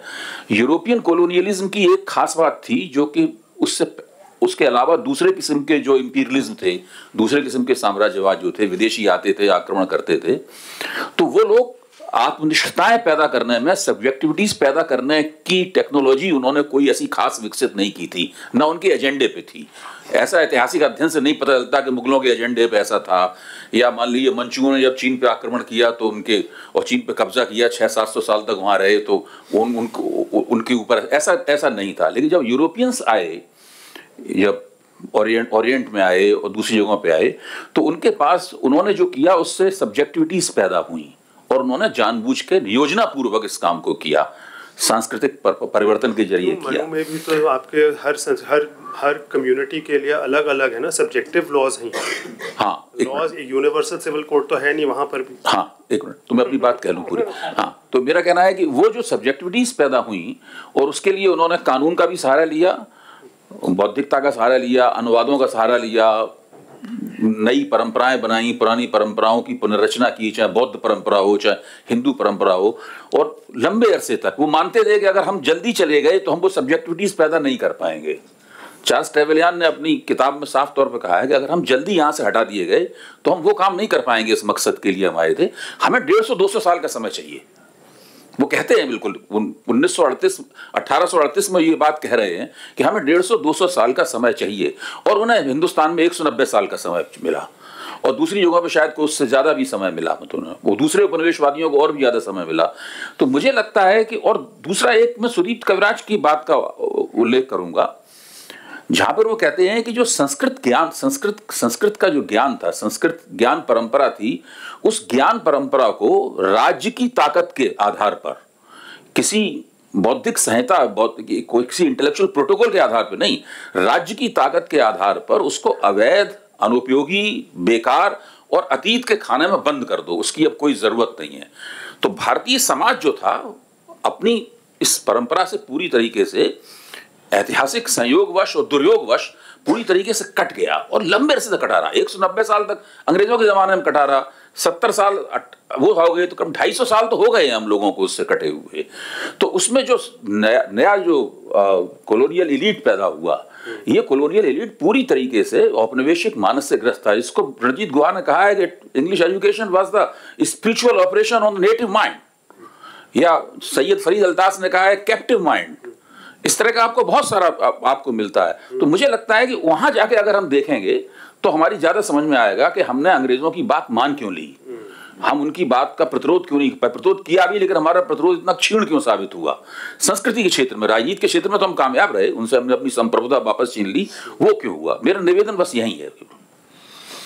आप कोई सवाल जो प्लीज एक बार नाम भी अपना बताते जाएं। हेलो, हाँ, मैं सर प्रोफेसर दुबे की बात में एक दो बात और जोड़ना चाहूँगा। जैसे मैं समाजशास्त्र का छात्र हूँ, तो मैं जानना चाहता हूँ, जैसे आप बात कर रहे हैं कैसे कौन से वर्ग हैं, तो जैसे उन वर्ग में मैं जानना चाहता हूँ, क्या हम उनको जातीय वर्ग में देख सकते हैं? और चूंकि अगर हम देखेंगे कि जब धार्मिक एक तरह की हम कहते सुधारों की बात हो रही है, उसमें हम देख रहे हैं कि उनकी जैसे एक रिलीजियसिटी है उसको हम सेंट्रलाइज किया जा रहा है दलित्स की या मार्जिनलाइज्ड कम्युनिटीज़ की। क्या इसी तरह से हम ये देख सकते हैं कि ये जो सेक्सुअलिटी का जो सवाल है, क्या इसी तरह के सवाल को, चूंकि आप कोऑपरेट कर कोई वर्ग ऐसा जो कॉलोनी गवर्नमेंट के साथ कोऑपरेट कर रहा है, तो अगर हम जाति वर्ग में देखें तो ऐसे कौन सा था, अगर आप इसको थोड़ा सा अगर आप देखना चाहें तो यही था। धन्यवाद।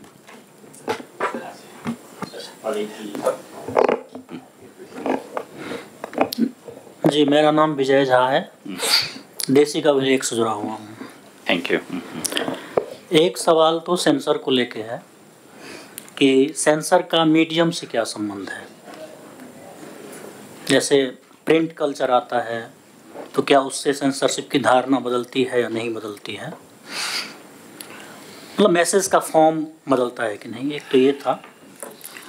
दूसरा ये है कि जो ये कहा जा रहा है कि उपनिवेशवाद के दौरान जो सेक्सुअलिटी यहाँ पर आरोपित की गई, मेरा सवाल यहाँ यह है कि क्या उससे पहले मैं हिंदू पैट्रियार्की की केवल बात करूँगा, और भी पैट्रियार्कीज यहाँ थी।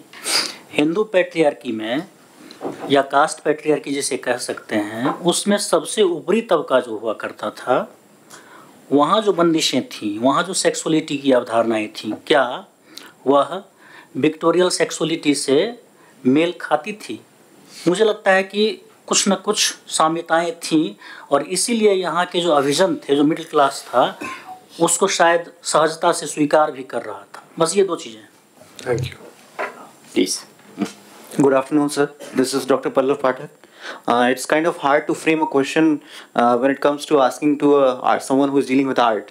So I'll try to frame my question. I don't know whether I'll be able to communicate myself or not.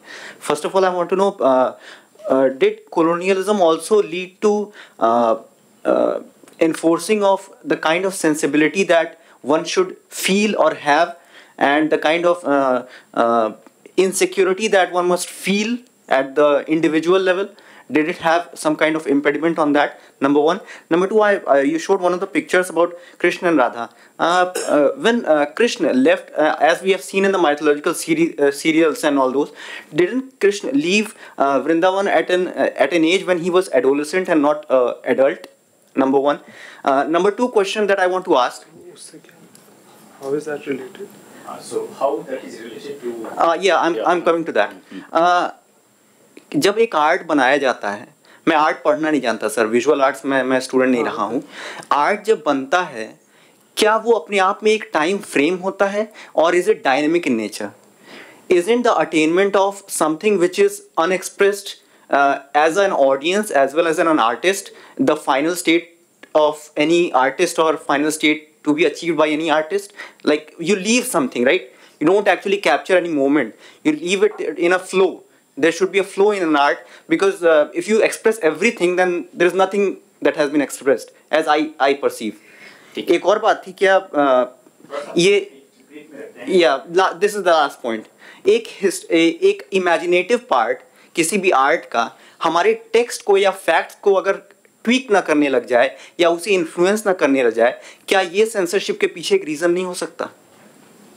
These questions. Thank you so much. We will take one more questions, and after that we will have second round. We will have second round. I'm coming because there are many questions that have already come, and I think I'll try and answer this right now. First, let us. थोड़े से अगर आप 1 minute के लिए अगर ये light फिर से बंद कर दें वहाँ से, तो ये सीरीज खत्म कर लेते हैं, उसके बाद फिर से हम आ रहे हैं। एक मेन क्वेश्चन ये आता है कि किसी भी चीज़ की, किसी भी कला की सीमा क्या होनी चाहिए। ये आप बार बार प्रश्न पूछ रहे हैं आप मुझसे, सबके मेरे से एक मेन निचोड़ जो आ रहा है सारे प्रश्नों में से, वो ये है कि राधा वल्लभ जी अभी कह रहे थे कि औचित्य और अनौचित्य की बात कर रहे थे आप, और श्रृंगार में या अलंकार में इसका क्या उपयोग होता है मीमांसा में कैसे किया गया है क्षेमेंद्र ने। इसी विषय को अगर मैं और विस्तार अगर इसमें टिप्पणी दूँ इस पर,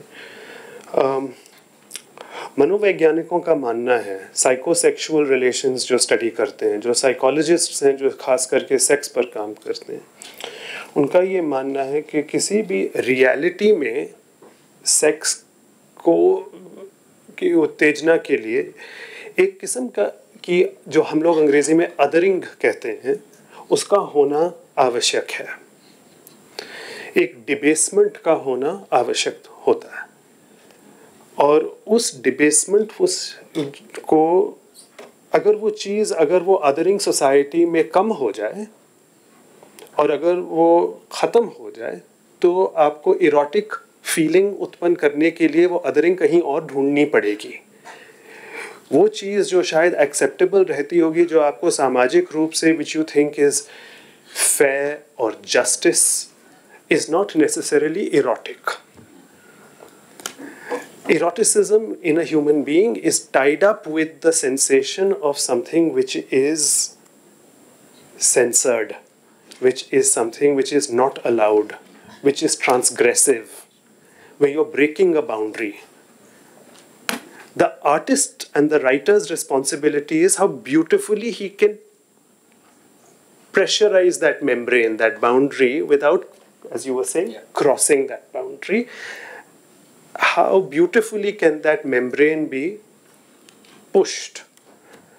But that membrane has that membrane is the artistic nature of the membrane, is art, defining that membrane which separates you from reality.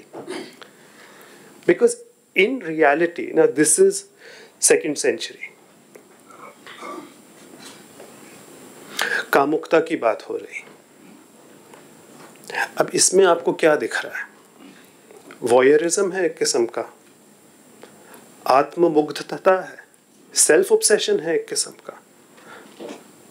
वो सेक्स किसी अपने पार्टनर से कर रहा है लेकिन वो अपने पार्टनर में इंटरेस्टेड ही नहीं है, वो अपने आप को आईने में देख रहा है। साइकोलॉजिस्ट्स इसके विषय में कितना कुछ लिख सकते हैं। मैं ये कह रहा था कि आजकल के कलाकारों को कितनी दिक्कत होगी अगर वो हमारे प्राचीन कला को स्टडी करें और देखें कि न्यू आइडिया वो साइकोलॉजी में और सेक्सुअलिटी में और इरोटिसिज्म में वो कहाँ से लेकर आएंगे। सेंसरशिप अगर आपको करनी, इस फिल्म का सेंसरशिप हुई थी, लेकिन आप ये क्या हो रहा है इसमें? सेम चीज़ है। अब हम लाखान के थ्रू इसको पढ़ सकते हैं अगर आप पढ़ना चाहें साइकोलॉजी में। ये एक असली आईना नहीं है, आईने की तस्वीर है, आईने की छवि है, और उस आईने में दिख रहा है कि कपल सेक्स कर रहे हैं। So it is a double reflection. It is art which is reflecting something. कि दर्पण में क्या है? There is a certain abstraction. The artistic community and the aesthetician, the connoisseur, is aware of this understanding of eroticism.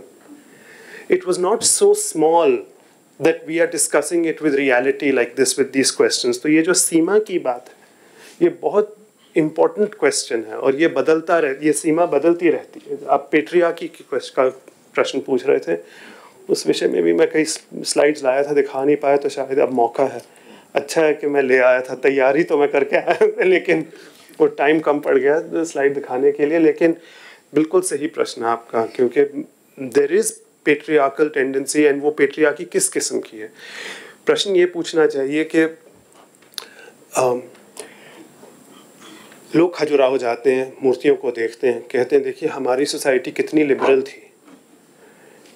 ठीक है, अगर आप एक हेट्रोसेक्सुअल मेल के नज़रिए से खजुराहो जा रहे हैं तो आपको कई ऐसी चीज़ें दिखेंगी जो कि आपको लगता है कि हाँ बहुत लिबरल सोसाइटी थी।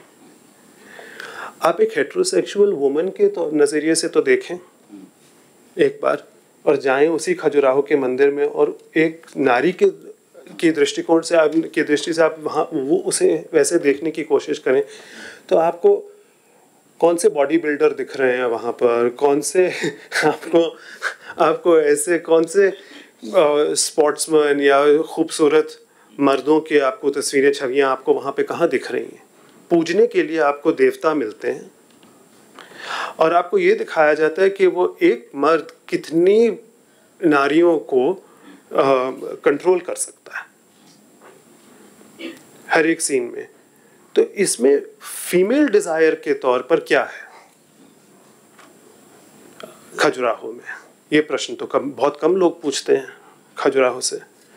अगर क्वेश्चन पूछा है तो उसमें एक एक पेट्रियार्कल दृष्टिकोण है समाज में।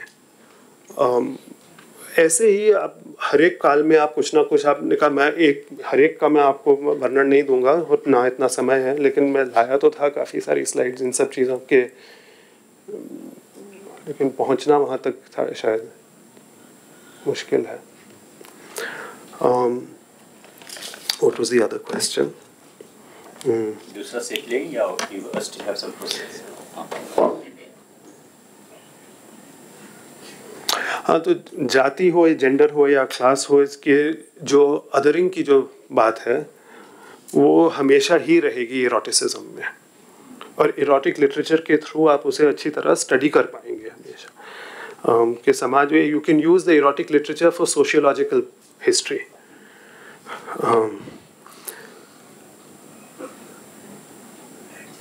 Can the form of the message change because of the medium? Another tough question. जी, it can. It can. क्योंकि जो चीज़ मंदिर पे दर्शाई जाती है और जो निजी जीवन के लिए जो चीज़ बनाई जाती है उनमें अंतर तो होगा ही। जो आप चीज़ सोने में बनाएंगे किसी एक वर्ग के लिए और जो आप चीज़ मिट्टी में बनाएंगे किसी और वर्ग के लिए, उसमें फ़र्क होगा ही, और होता है कई बार समानताएं भी दिखती हैं जो कि बहुत दिलचस्प चीज़ है, क्योंकि उससे आपको एक समाज के बारे में, एक काल के बारे में कुछ मिलता है। लेकिन कई बार अंतर दिखते हैं कि जब किसी चीज़ को उच्च श्रेणी के लिए बनाया जाए हाथीदांत में या सोने में, तो उसके रूप में और जो उसकी आकृति होती है, उसी भावना की आकृति अगर आप मिट्टी के किसी वस्तु में देखें तो उसमें फ़र्क दिखता है, तो बदलाव आते हैं, पेट्रनेज का फ़र्क पड़ता है। ठीक है, दूसरा सेट लेते हैं। दूसरा जी, बस आप प्लीज सर। धन्यवाद प्रोफेसर आहूजा जी।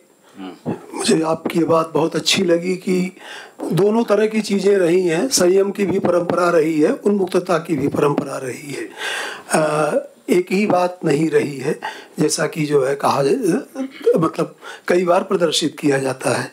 तो मुझे एक चीज़ जो आपसे जाननी भी है, थोड़ी आपत्ति भी है, जो आपने गांधी का उल्लेख किया है वो प्रसंग जो है वो चूँकि थोड़ा कलेक्टेड वर्क्स मैं भी पढ़ता हूँ, गांधी की किताबें वगैरह और भी चीज़ें हैं, तो ये कहाँ से आपने इसको लिया है, इसका उल्लेख कहाँ पर है, मैं एक तो ये जानना चाहूँगा।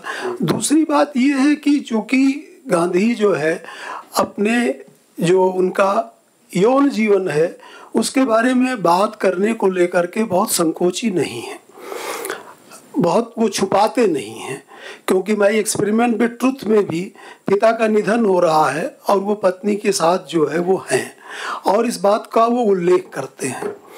दूसरी चीज़ ये है कि जब नोआखाली में या बंगाल में घूमते समय निर्मल कुमार बोस ने भी आपत्तियां की और फिर उनके और साथियों ने भी आपत्तियां की, तो उन्होंने कहा कि ये जो ब्रह्मचर्य का प्रयोग मैं कर रहा हूँ इस पर मैं खुली बहस करना चाहता हूँ और हरिजन अखबार जो है इसमें आप इस बहस को आमंत्रित कीजिए, मैं लिखूँगा। तो लोगों ने हाथ खड़े कर दिए कि नहीं, रहने दीजिए। बाकी लोगों को दिक्कत थी कि इसको ओपन किया जाए, गांधी को इसको ओपन करने में कोई दिक्कत नहीं थी। लेकिन एक मेरा जो प्रश्न ये है कि गांधी को ये जो आपने प्रस्तुत किया है कि खजुराहो की मूर्तियों को सीमेंटिंग के लिए उन्होंने कह दिया था, मैंने कहीं पढ़ा नहीं, लेकिन अगर आपने पढ़ा है तो आपकी ऑथेंटिसिटी को मैं थोड़ा अपने को भी इनरिच करना चाहता हूँ आपके ऑथेंटिसिटी। लेकिन गांधी के विचारों में कोई फिक्स नहीं है, निरंतर परिवर्तनशीलता है, वो प्रयोग कर रहे हैं। तो वो यौनिकता को लेकर के जो उन पर क्या ये कॉलोनियल ऑब्सेशन है या वो इंडियन ट्रेडिशन से कुछ ले रहे हैं। जैसा कि आपने कहा है कि संयम की जो परंपरा है वो भारत में भी है, बौद्ध और जैन और उनके जो गुरु रायचंद थे उनका भी अपना अलग प्रभाव है। तो गांधी को इस रूप में जब हम प्रदर्शित करते हैं तो हम उनको औपनिवेशिक प्रभाव में प्रदर्शित करें या कुछ भारतीय प्रभाव में, या उनका अपना मामला है और उनके बदलाव, उनके विचार में बदलाव आया जी। और उनके जितने, बिल्कुल आप सही कह रहे हैं, मैं बिल्कुल इन बातों से सहमत हूँ। मैंने गांधी जी पर काफ़ी काम किया है, लिखा भी है, प्रेरित हूँ उनके कार्यों से। सेवाग्राम में और वर्धा पे मैंने खुद जाके काफ़ी काम किया है, मैं भी रहा हूँ वहाँ पर। तो मुझे ये इन्फॉर्मेशन शांति निकेतन में मुकुल डे के आर्काइव में ये पूरी तरह प्रिजर्व्ड है। और वहाँ पे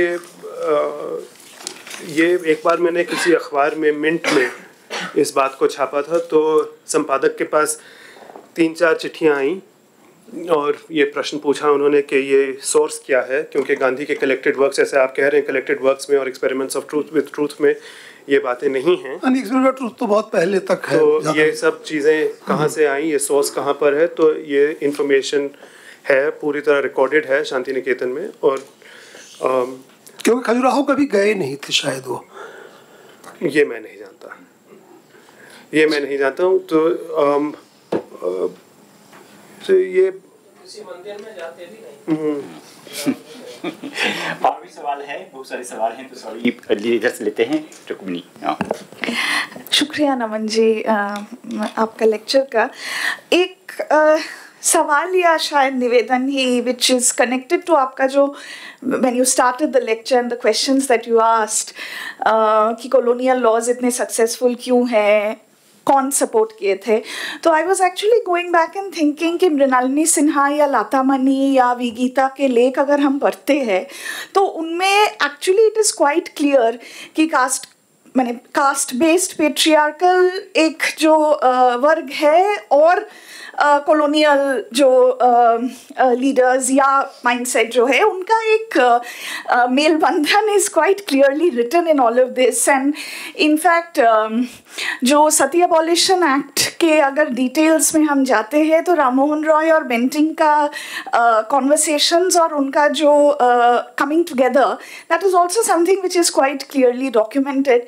सो यही मैंने going back to something that was asked earlier, I was just thinking that there is enough evidence already. दूसरा जो सवाल है, बहुत अच्छा लगा मुझे ये एक जगह जो आपने बोला कि outside of religion secular spaces में हम क्या देख सकते हैं। आपने कोम्ब एवरीडे ऑब्जेक्ट्स में आपने कोम्ब का एग्जाम्पल दिखाया भी, हमें मिरर के बारे में बोला भी। तो मैं सोच रही थी कि श्रृंगार के ऑब्जेक्ट्स के अलावा लाइवलीहुड ऑब्जेक्ट्स में क्या ये हम देख सकते हैं कि नहीं। Okay. Thank you so much, Professor, for the wonderful presentation and knowledge. So my question to you is that while you were kind of taking us back through the sculptures, I'm just curious to know, could you find some repressed fantasies? I mean, in my knowledge about Khajuraho, which was a phenomena of erotic sculptures, I mean, of course, you mentioned about homosexuality, that it was being projected as sculptures, but whether even there, was it just a prevalence of women being the object of desire and fantasy, or do we find depictions of varied form of sexual expressions? And linked to that, do you also think the question of taboo, which is very much instituted, जो हमारे आज के practice और culture और एक everydayness में है, भले वो शादी की प्रथा हो या बहुत सारे cultural expressions हो, क्या art उसको एक आउटलेट देती है कि हम उसको वहाँ पे या तो डिविनाइज कर दे या सब्लिमेट कर दे? तो मैं ये क्वेश्चन जो टैबू है इन टर्म्स ऑफ बॉडी या सेक्सुअलिटी या डिज़ायर, आपको टैबू और आर्ट का क्या रिलेशनशिप दिखता है? So my question is that. एक और सवाल है, पीछे से ले लेते हैं। या मेरा नाम धर्मेश है, मैं एक youth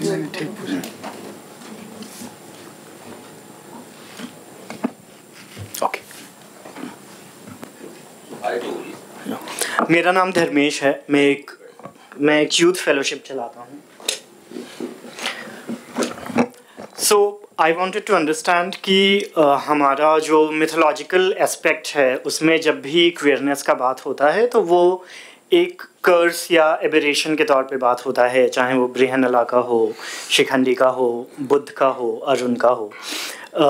and while you are showing those paintings तो आपने जो है ये बात की वॉयरिज्म की और शेम की, तो could you elaborate on the aspect of shame and curse as mirrored in those ideas of sexuality?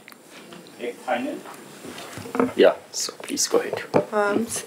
Congratulations sir, आपका लेक्चर बहुत ही अच्छा था। मेरा नाम कैलाश है और मैं पढ़ाती हूँ दिल्ली यूनिवर्सिटी में हिस्ट्री, और मैंने काम भी किया है लेट 18th सेंचुरी पे, 1750 से 1800 का पीरियड वेस्टर्न राजस्थान मारवाड़ पे। तो जैसे कि जब बीजपत्र पढ़ा गया तो बहुत सारी चीज़ों के लिए अंग्रेज़ों को जिम्मेदार ठहराया गया, और मैं इस चीज़ से आपसे सहमत हूँ। हमारे यहाँ पे क्योंकि मैं जो मैं पीरियड देख रही हूँ और इसमें जो मैं सब्जेक्ट्स देख रही हूँ उसमें जो रॉयल पीपल थे उनके लिए पलंग दासी थी, उनके लिए बहुत सारी नाचने वालियाँ थी, बहुत सारी उनके लिए गाने वालियाँ थी, और उससे भी ज़्यादा की रानियों के लिए विलक्षित थी। ये तो उनकी बात हुई। जब मैं आम जन की बात करती हूँ, मेरा बेसिकली आम जन की महिलाओं पे PhD है, तो मैं देखती हूँ कि उनकी एडल्ट्री पे खुल के बात हो रही है और उनके सेक्शुअल रिलेशंस के बारे में बात हो रही है। अगर किसी का हस्बैंड सेक्शुअली कैपेबल नहीं है तो इस केस में स्टेट से उनको डाइवोर्स लेने का भी परमिशन मिल रहा है। तो और ये सारी चीज़ें पेट्रियार्की के साथ साथ चल रही थी। तो ऐसा नहीं है कि अंग्रेज़ों ने आके सब कुछ कर दिया था, बहुत सारी चीज़ें थी जो सोसाइटी ऑलरेडी उस पाथ पे चल रही थी कहीं ना कहीं। मुझे मेरे सोर्सेज से इसे देखने में समझ में आता है, और पैरेलली हमें लिटरेचर में भी मिल रहा है, हिंदी लिटरेचर में भी उस समय का बहुत सारी चीज़ें मिल रही है जो कि ये दिखाती है कि कहीं ना कहीं समाज में थी। तो अंग्रेज़ों के आने के बाद हो सकता है नेचर चेंज हो गया, कुछ नया वो ले आए। और एक चीज़ और मे बी ऑब्जर्वेशन में भी आप उस पर कि जैसे हम एंशंट इंडियन हिस्ट्री की बात करते हैं, हम तो लेट मिडिवल मान लीजिए, आजकल तो इसकी टर्म्स भी बहुत सारी चेंज हो गई है कि इसको क्या कहें। तो ऐसे में जब हमें टेक्स्ट मिलते हैं और जब हमें प्रैक्टिकल मिलते हैं, क्योंकि मैं कोर्ट रिकॉर्ड्स देख रही हूँ उसमें डिस्कशन है कि पिटिशन डाल रहे हैं और ऑर्डर दे रहे हैं, तो बहुत सारी औरतों की बात भी है कि अगर मुझे कहा गया है कि मैं एडल्ट्रियस हूँ तो मुझे सबूत दिया जाए कि मैं कहाँ खाट पे पकड़ी गई थी। तो बहुत सारी चीज़ें जो समाज में थी, लेकिन प्रैक्टिकल और थ्योरेटिकल के बीच में आप लोग कैसे देखते हैं? Thank you. Thank you.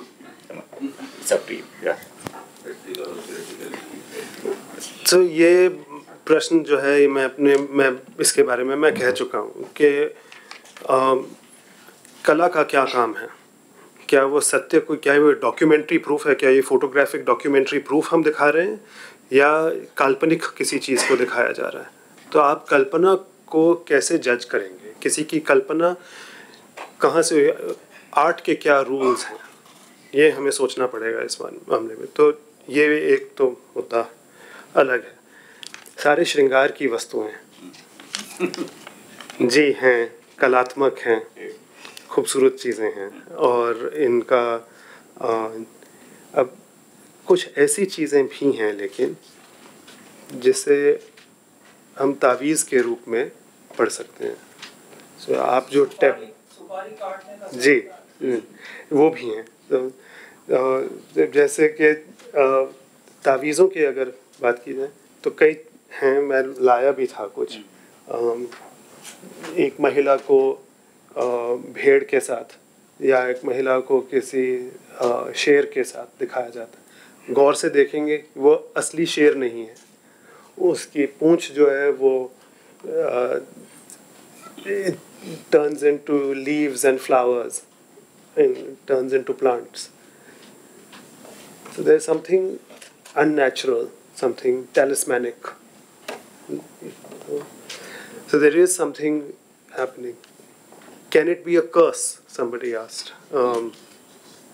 Yes, it can be. You asked. Absolutely.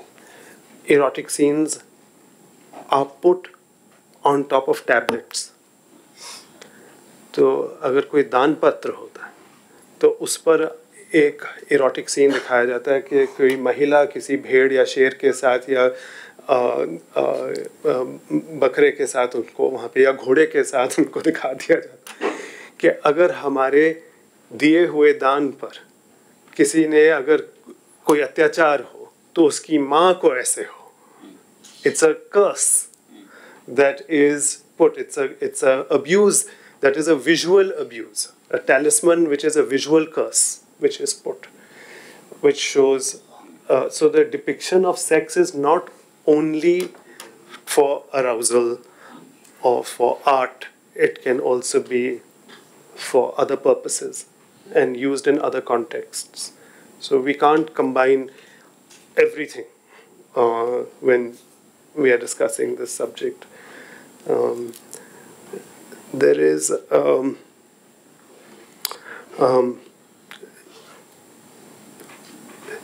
ये जो repressed fantasies की जो बात आपने कही, that's another tough question. So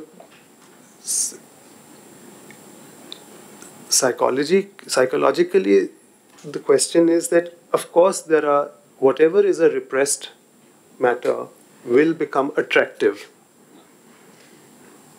So उस पर ज़रूर कहानी, कविता, प्ले लिखा जाएगा, आपको मिल जाएगा.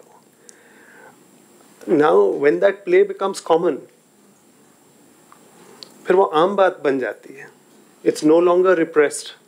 It's no longer, it loses its power, and then you want to write something else which has to create another repressed fantasy, has to come forward.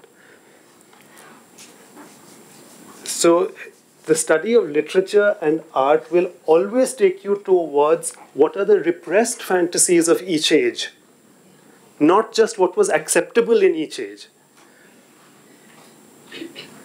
मैं यही कहने की कोशिश कर रहा हूँ कि आप प्री कलोनियल सोसाइटी के आर्ट को देखकर ये नहीं कह सकते हर बार कि ये दर्शाते हैं कि कितने एक्सेप्टेंस थी हमारी सोसाइटी में. ये भी दिखाते हैं कि क्या किन चीज़ों को अश्लील माना जाता था हमारी सोसाइटी में. ये भी है. ये दोनों चीज़ों को आपको एक साथ देखना पड़ेगा, तभी उसका पावर रहेगा, नहीं तो उसका पावर ही चला जाता. I don't know if that makes sense.